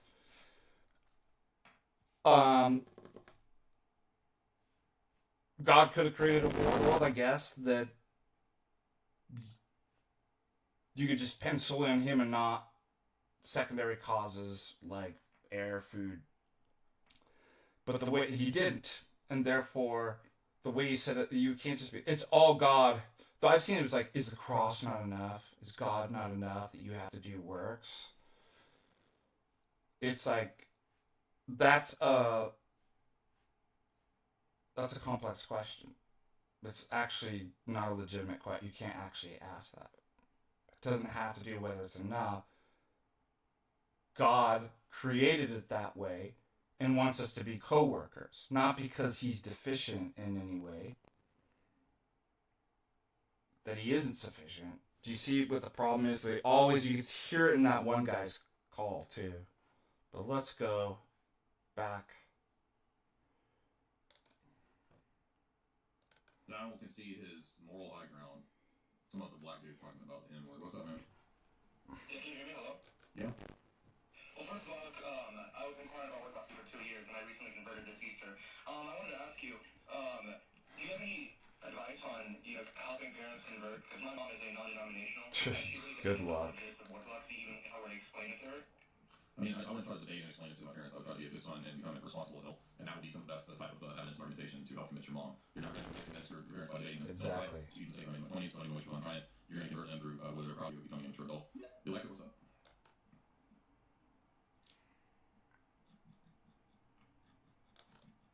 People give them electric. Hey, Day, it's an honor. Thanks a lot for having me. I've seen your work. I'm super excited to talk to you. Thanks a lot for your time. I wanted to ask you. What happens if we do 3? What would you advise for someone who has a belief in God but hasn't crossed that bridge to faith? And what do you think about death and dying and like what happens to you in the afterlife? I would say go visit Orthodox Church and experience all that at first person. And I believe that when we die, we have a particular judgment, and then we have a return of the soul to God, sometimes called the toll houses. And we don't know the specifics of all that. We may be around the grave, so forth. That's what Certain Rose says in his book. Soul after death, life is life after death, and then we return to God. So how that works out, you know. Yeah, I also inquired at a Reformed Baptist church recently. Pretty mistake, because, well, maybe not a mistake, but once I learned a little bit more about the theology, I was horrified, frankly, and I think I've absorbed some of the assumptions of Eastern theology, which is why I reacted so negatively to Reformed theology. And I was wondering if you could kind of steel man a couple positions and present how that could possibly gel with the gospel and a just God, namely that God would only elect certain humans and not give us proper free will. Is this where the guy calls the Reformed Baptist after this? He regenerates us through grace. I can't understand how these Calvinists can believe that a just God would create certain humans just to be content, which is the extension of that view. Yeah, I can tell you how. It's called theological voluntarism, and it's one of the sort of attendant ideas to absolute divine simplicity. So when I was a Calvinist, the reason I thought this was because I just sort of defaulted to thinking, well, God is the ultimate creator and sovereign being, and so that must mean then that he's also the ultimate determiner of what is right and wrong, right? So that would mean that, well, if God did create somebody to damn them, you can't say God can't do that because God can do anything that he wants. So because I was kind of without knowing that, when I first became a Calvinist, I didn't know what theological voluntarism was. I didn't realize that, well, that's a position that kind of goes back to William Locke, even though he wasn't a Calvinist, he had this voluntaristic position, and Calvin restates it explicitly, which is that God's will is his essence, and thus God can will whatever he wants. And so there's not a nature that corresponds, or of the good, or created natures that correspond to the divine nature, right? So because there's no created nature that reflects the divine nature, God's nature has no thing. Tickets just personal. You better get your MontaNika tickets, man. They're going fast. The divine will has to be completely unbounded, and that was my presupposition about what divine sovereignty had to mean. So because I had that perspective, that was underlying my readings of all the text, right? So when I would read Ephesians 1 and 2, or when I would read Romans 9, or various other passages that talk about divine sovereignty, like my assumption is, oh, well, then that must mean that the elect are the fixed number of people that were chosen for the foundation of the world, because God's all knowing, right? But as you learn more and as you get a little more sophisticated, I think, with understanding philosophical distinctions that end up being pretty necessary for theology, you realize that there's some pretty big problems with theological voluntarism. And you realize, well, wait a minute, what I thought was a Reformation debate, they already had this debate in the Middle Ages, right? And this was the debate over how many angels can dance on the head of a pin. That was a real theological debate because it related to the question of, which I think Occam raised, which was, if God wanted to, could he immediately just damn all the blessed that are in heaven? And if you're a theological voluntarist, you'd have to say, well, yeah, because God's will is the ultimate determiner of good. And so if God willed to, he could actually change what the good is, right? You can begin to see how, well, actually, this is moving more and more in the direction of, like, Islam. And then, again, you get more sophisticated, you learn more, you realize, well, wait a minute, why does sovereignty have to mean a absolute divine simplicity level position that equates the divine will to the divine essence, and thus the divine will becomes an essential determining cause? So, for example, it didn't occur to me that God could create a world where there are multiple secondary causes, right? And if you think about Islam has the exact same position with what's called occasionalism. And if you're a Calvinist and you're looking into why Calvinism is wrong, I highly recommend, at least if you want to approach from a philosophical perspective, our good buddy Luke Lewis over at Orthodox Chicago made a very overlooked video that really flew under the radar. It was I think it's because it was so kind of metaphysically oriented that most people kind of found it difficult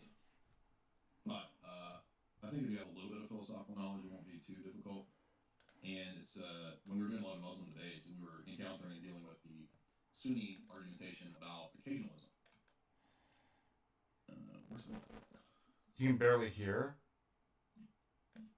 And actually ends up being another excellent way to refute Calvinism. Let me see if we can do audio capture up. Properties. Did I misspell occasionalism? No, it's on here. Let's see.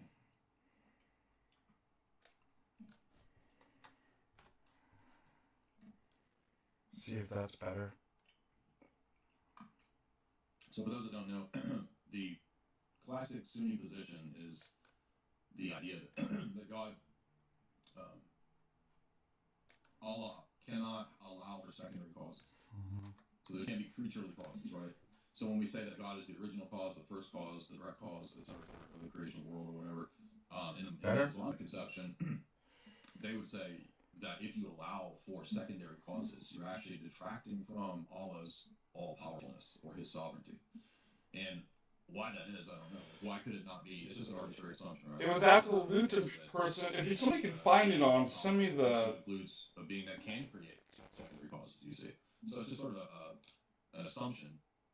Where is Lewis's? Here it is. Classical Islam's unusual metaphysics. And this is Lewis's excellent documentary. Only got 10,000 views. Lewis put like 1 million hours into this poor video. But this also refutes Calvinism. If you watch this video and you understand it, it actually refutes Calvinism too. So here we are. We had 2,200 live, and then we dropped to 1,500. He said that for God in a second, or why is it 1 millisecond? Just even with those types of, you had. I am about the furthest person from an humanist. Okay, I am like to recognize a schism, or it's not be people that would have some grace, or maybe they would be recognize it. We don't have enough writings to know, and thus we can say he was a saint. You know, you gotta, even if he was reciting a I'm at a car down at work. I just have something. Did you have a question? I just wanted to respond to the guy who asked about the canon question. He said he was going to make us. That is a great. I would like to talk to you on that one. As long as it has been. Well, I would say there are some, exceptions to that rule. I mean, if they ask you specific, hold on a second. If your parents ask you, hey, what is the theological argument? One of the best routes you could take patristically is to read the Cappadocian in St. Gregory Nazianzus. Things like ambiguity, but it might. I don't know. It's not in here. So, well, one, I just love your prayers and the also take out the direction where the Orthodox theological tradition of an attitude, and even though she's an. That's it. I don't know what. Was there a second? Am I missing that? Literally, we went through all of, and it wasn't in there. So I don't get it. And what's so crazy about that too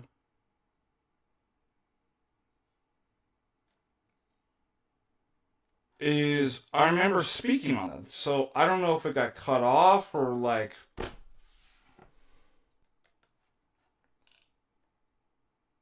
But anyways, the question is, what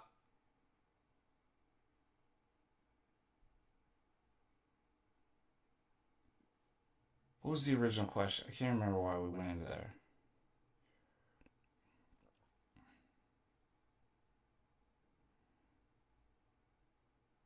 Oh. The Calvinist can't, like, if you ask why are the dead raised?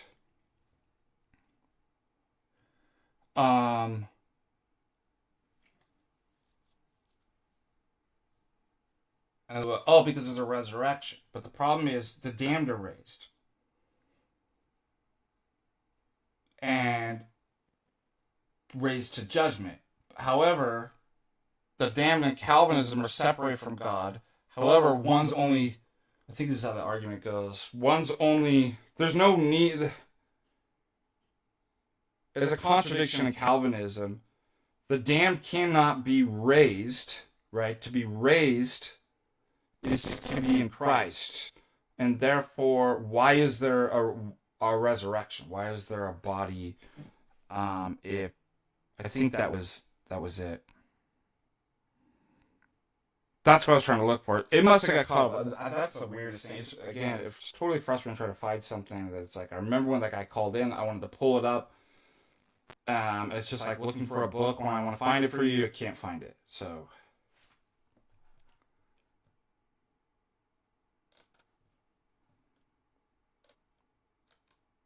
Next.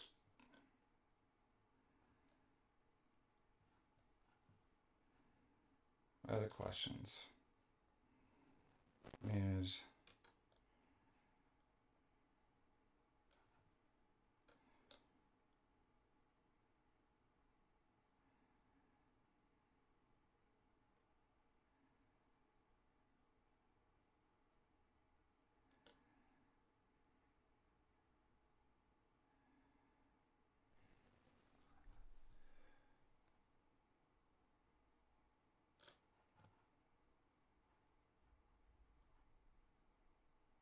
Who's that?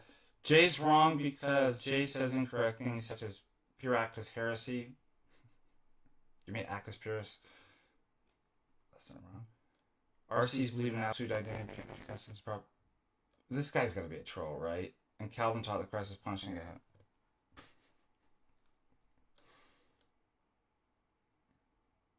Alright, I'm over this. Just so much stupid in the world. Okay, what else do we have?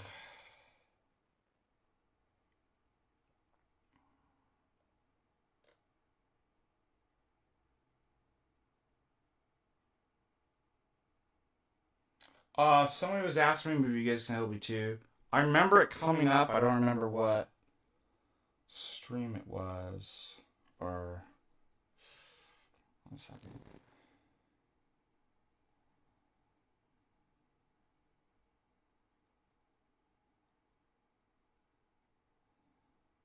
Wes Huff said the Talmud's divinely inspired. Do you remember that coming up? Where I can find that?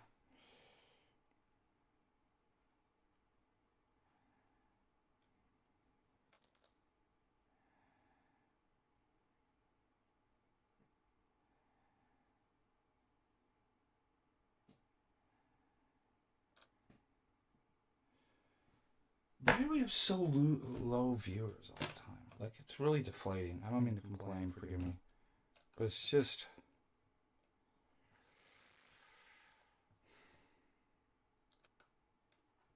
Glad you guys are here. But it is kind of frustrating.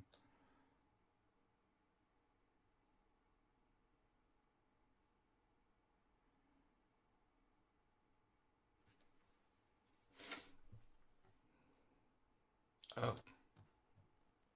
This guy. Whoa, this guy.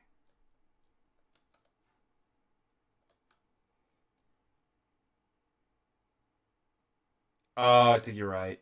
Yeah. Oh, let me look at Streamlabs. Forgive me. I gotta occasionally check that.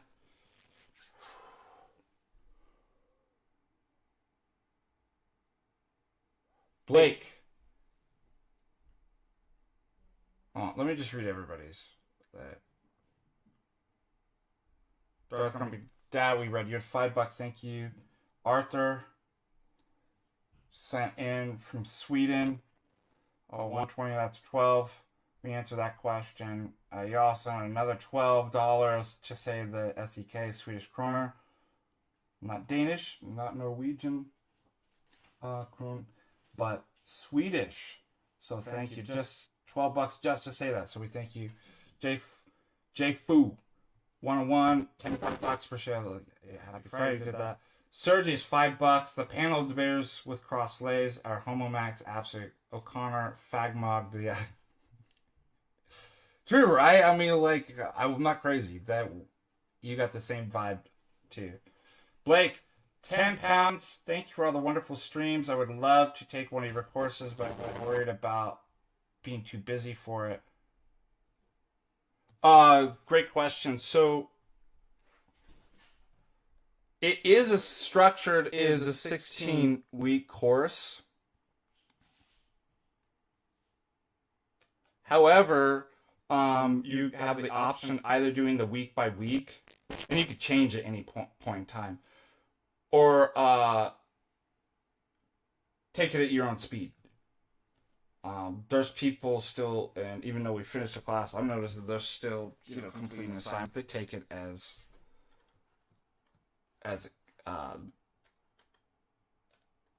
they do it when at their own time. So they're not required to finish the course in a particular time. So thank you so much.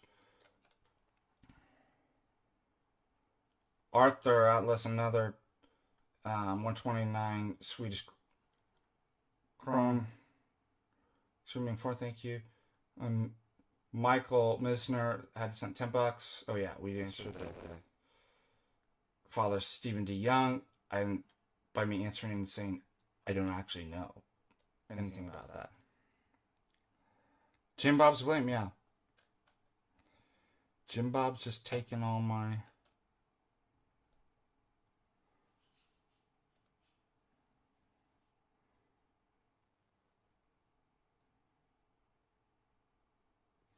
Me drinking some coffee? Or somebody... I'm out.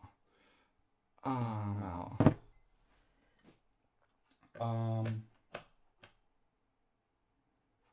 Oh, I remember what I was going to do.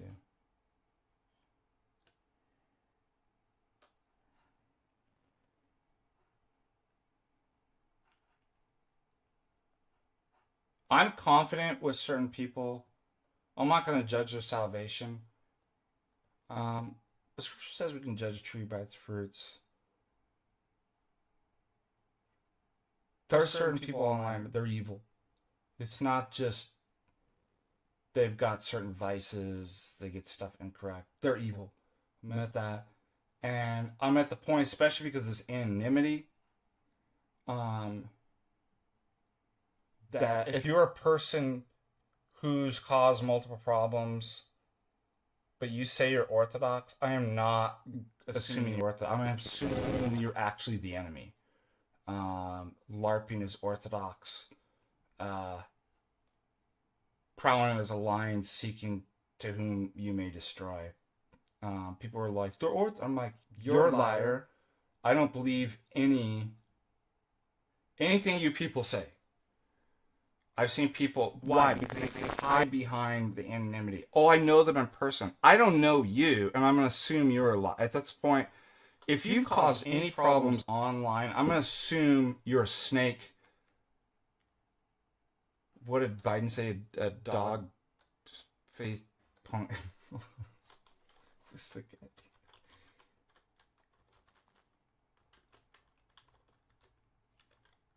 Dog face pony. So what was the...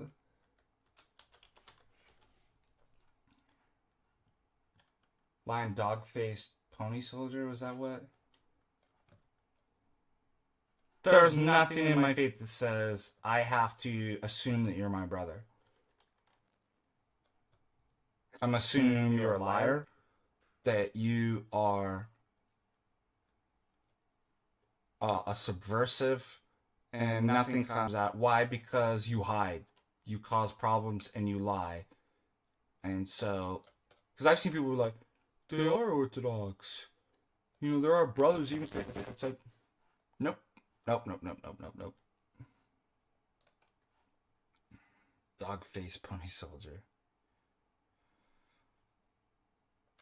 But I didn't say not just anonymous. Yeah, there's things that I like about anonymity. I'm saying if you've caused problems, if you've lied, if you've displayed evil, and you're an honest, but I'm Orthodox. No, you're not. I think I have a right to judge that. That, like, I'm going to assume that you're not. Just like this.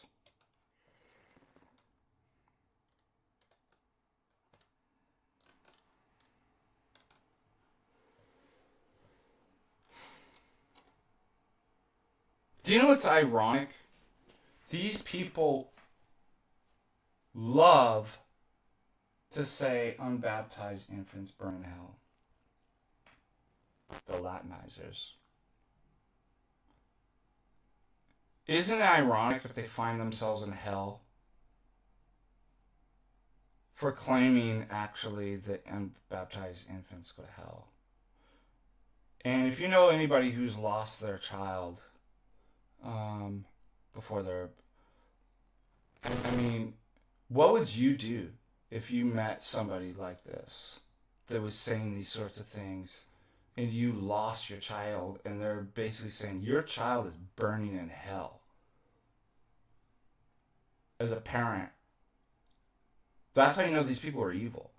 But in their minds, I'd rather have millions of innocent infants who were not able to be baptized burn in hell, so that my theology is correct that I made up in my head, and the equation balances, and God's justice is said. Justice is satisfied. They're evil. They are the enemies. Do not assume, do not believe for 1 second these people are Orthodox. And what did we see? Remember, they were lying about, oh, my priest supports this stuff. They've yet to pull up a single living priest. I think they got a schismatic one. They can't say something. Who supports their position.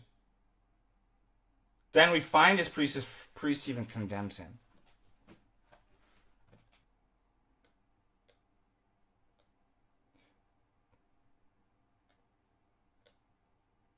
What in the world? Oh, the onion. What in the world? What in the world?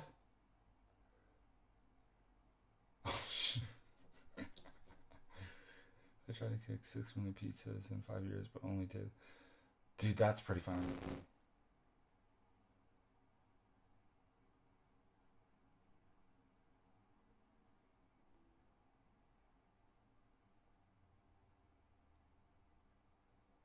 Churchill, nice, dude. That's another guy that is a tard. There's the myth, it's something similar to like the Lincoln mythology that you get with Churchill. Now, this is kind of left-wing tactics to graffiti up the...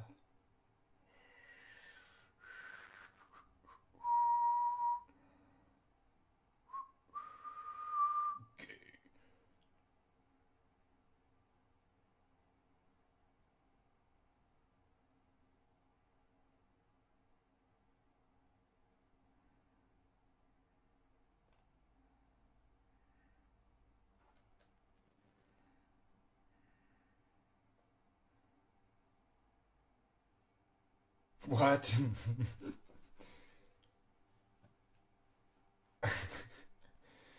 Is that for real?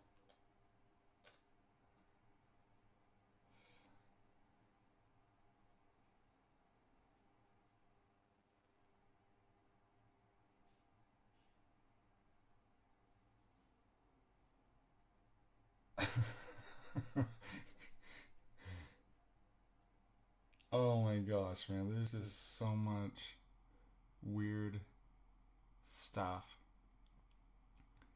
Oh! Heinz beans. I forgot the British love their Heinz beans so much so they make a popsicle out of barf.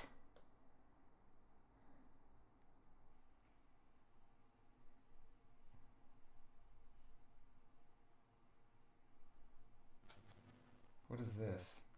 This might be funny.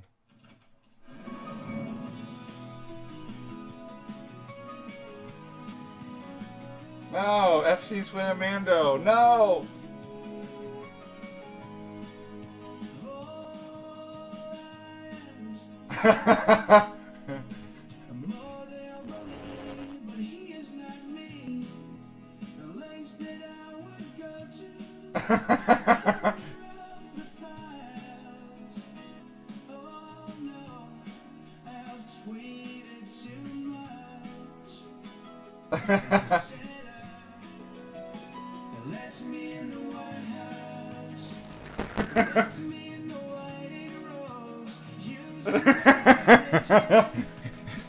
This is great.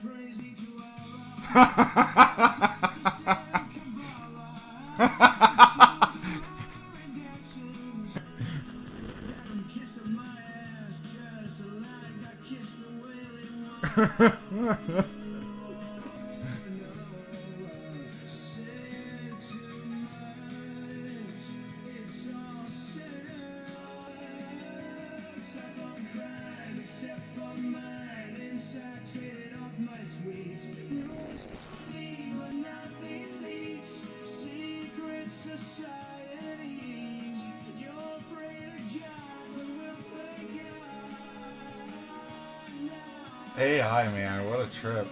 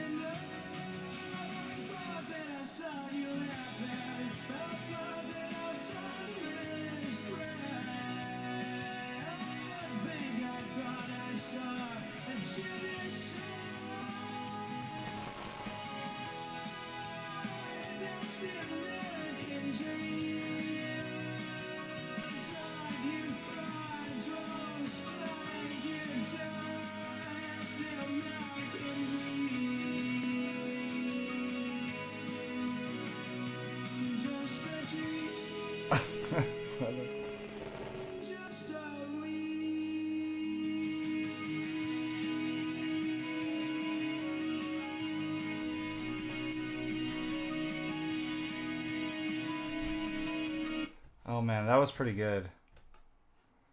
That was gave me some laughs.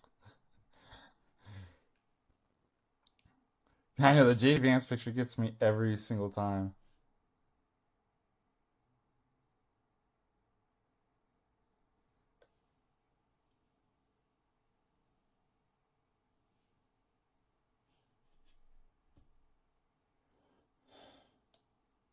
Alright, what's going on? What's brain rot program?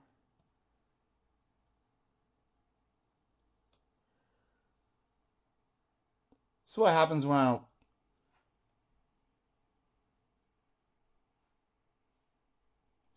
Yeah, Epic, that's a XC. Yeah, well, I mean, yeah, you can't be an authority on... I mean, thing is, in whatever sense, first of all, clergy, there's rule, like, guidelines on you're not supposed to be anonymous on... Why? Because we're accountable. If you're an authority on that, there's accountability. You know, if you're a professor or something like that, like, again, you know, or at work. I mean, imagine in the workplace, in corporate America or something, or like, where you could be anonymous in, well, I just do my work. It's, no, because what if you mess up? You have to be held accountable for. So if you want to do that, for whatever reason, you certainly can't come off as an authority on this. Number two is, oh, scrolling Twitter as a brain. Well, it's news, remember? That's the morning, we're doing the morning news, and you have to scroll to get the news. The news. And then clean your news.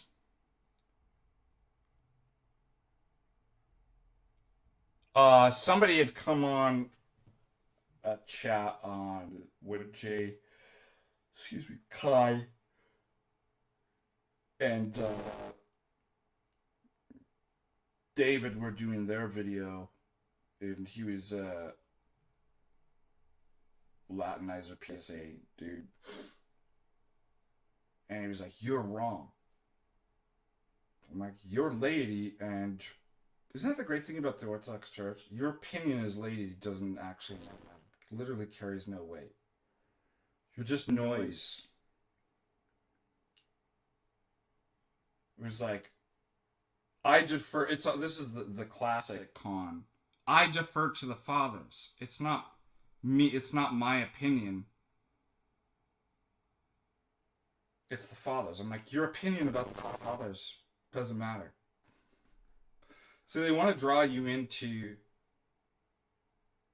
they want to dissolve the hierarchy and authority. They want to elevate themselves as equally. It's like, you literally doesn't matter what you say, what your belief about the Father. That's a great thing about the Orthodox Church. You quote mine all you want. It's literally just noise. We don't answer to laity. Not clergy, not other laity. Does that mean clergy are infallible? No.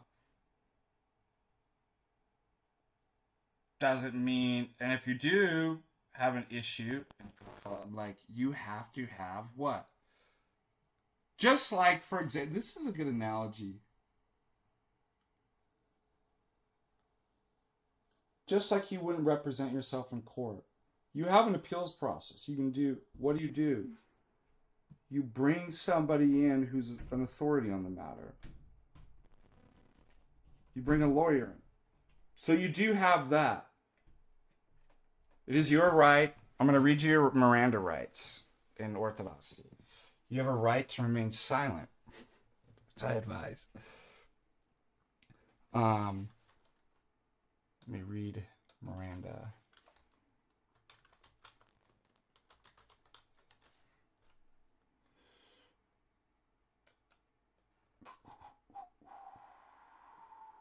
You have a right to remain silent.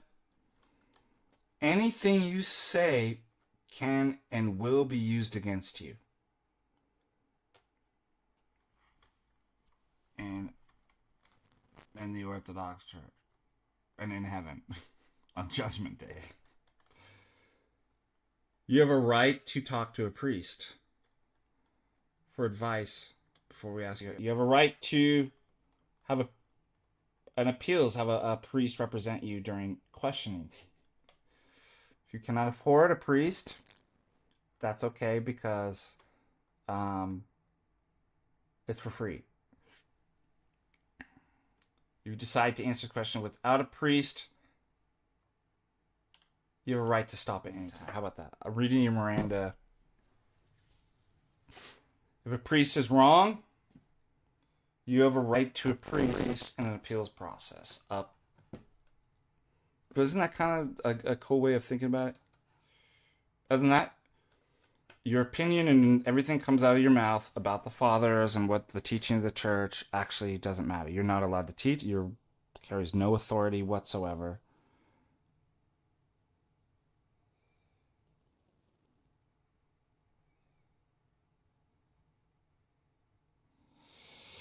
Oh, interesting about Ananda. Yeah, I didn't believe any. You know what, Ananda, do yourself a favor. Get offline. Nuke your Discord. That's the best thing. And I meant to bring this so he came on and I wasn't buying it. That's why I just kept my mouth shut. Playing the nice guy so that he could see. Remember on Alex Soren? But you're right. He lied. I know about that. I know everything that's going on. Like, don't come on here and lie to my face about, he was backpedaling. You want to do right by God and your fellow man? Okay? Get off. Your priest told you a year and a half ago you're not to be doing apologetics. Okay? Log off, right? I mean, how many... Right, I can't tell you that. That's a prescription, right? My advice, if you want to do well and become a better person and do right by God and your fellow man, you know, these people, get offline. Do not talk about orthodoxy. I mean, there was a rule, you know, neophytes for 3 years we weren't even allowed to talk about orthodoxy. We should start implementing. You're not a teacher. Remember, he lied also about, I didn't want to, I didn't want to bring this up, but he lied saying he was a translator. And they had a blessing from his bishop to do these translations. That was a lie. So, you know what? If you don't know hard feelings, right? I mean, these Discord servers are being like cult caves. And notice it starts out, well, I just wanted like a server where we could talk theology. No. Like, nuke them. You want to talk, come into an official sanctuary where we have clergy. You can come on to Dave and ours Orthodox Christian Discord server. Why? Because we have clerical oversight. We have clergy in there. But at this point, and it's the same thing. I hate to say this because, even friends who are Orthodox have online. I'm starting to think this has become such a problem that it's like, even that should be shied away. If somebody doesn't come under officially an official kind of, whether it's Patristic Nectar, Patristic Faith, I'd even say Ancient Faith Radio, right? Because there's a sense of accountability. But an official Orthodox platform, gotta log off, delete it, don't watch that stuff. I don't know how else to go forward given all of this stuff. And that's from the good guys too that aren't doing it. It's just like there's gonna have to be some kind of precedents that are established and set. But if Ananda wants to do right, get offline, nuke your Discord, and don't talk about orthodoxy anymore online. Work on... That would be my advice.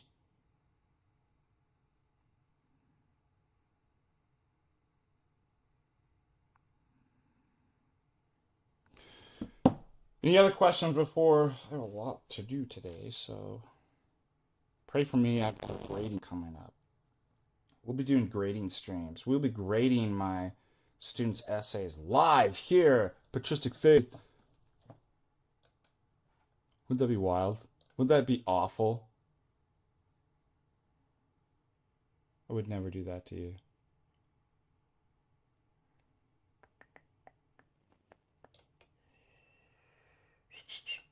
Thank you everybody for sending the super chats.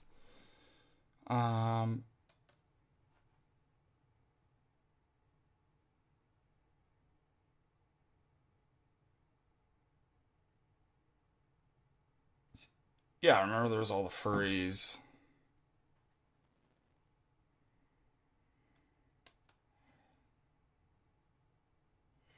All right, may the Lord bless you. Christ is risen. Have a great Friday, great weekend, great liturgy, great Vespers. Until next time, please keep me in your prayers, and my prayers to all of you. Thank you so much for your support. The few, the proud, the chosen, the 31, the small. Who did he say? Who said in here? Quality, not quantity. You are qualitatively a wonderful group of people, and I'm thankful for you. So until next time, God bless.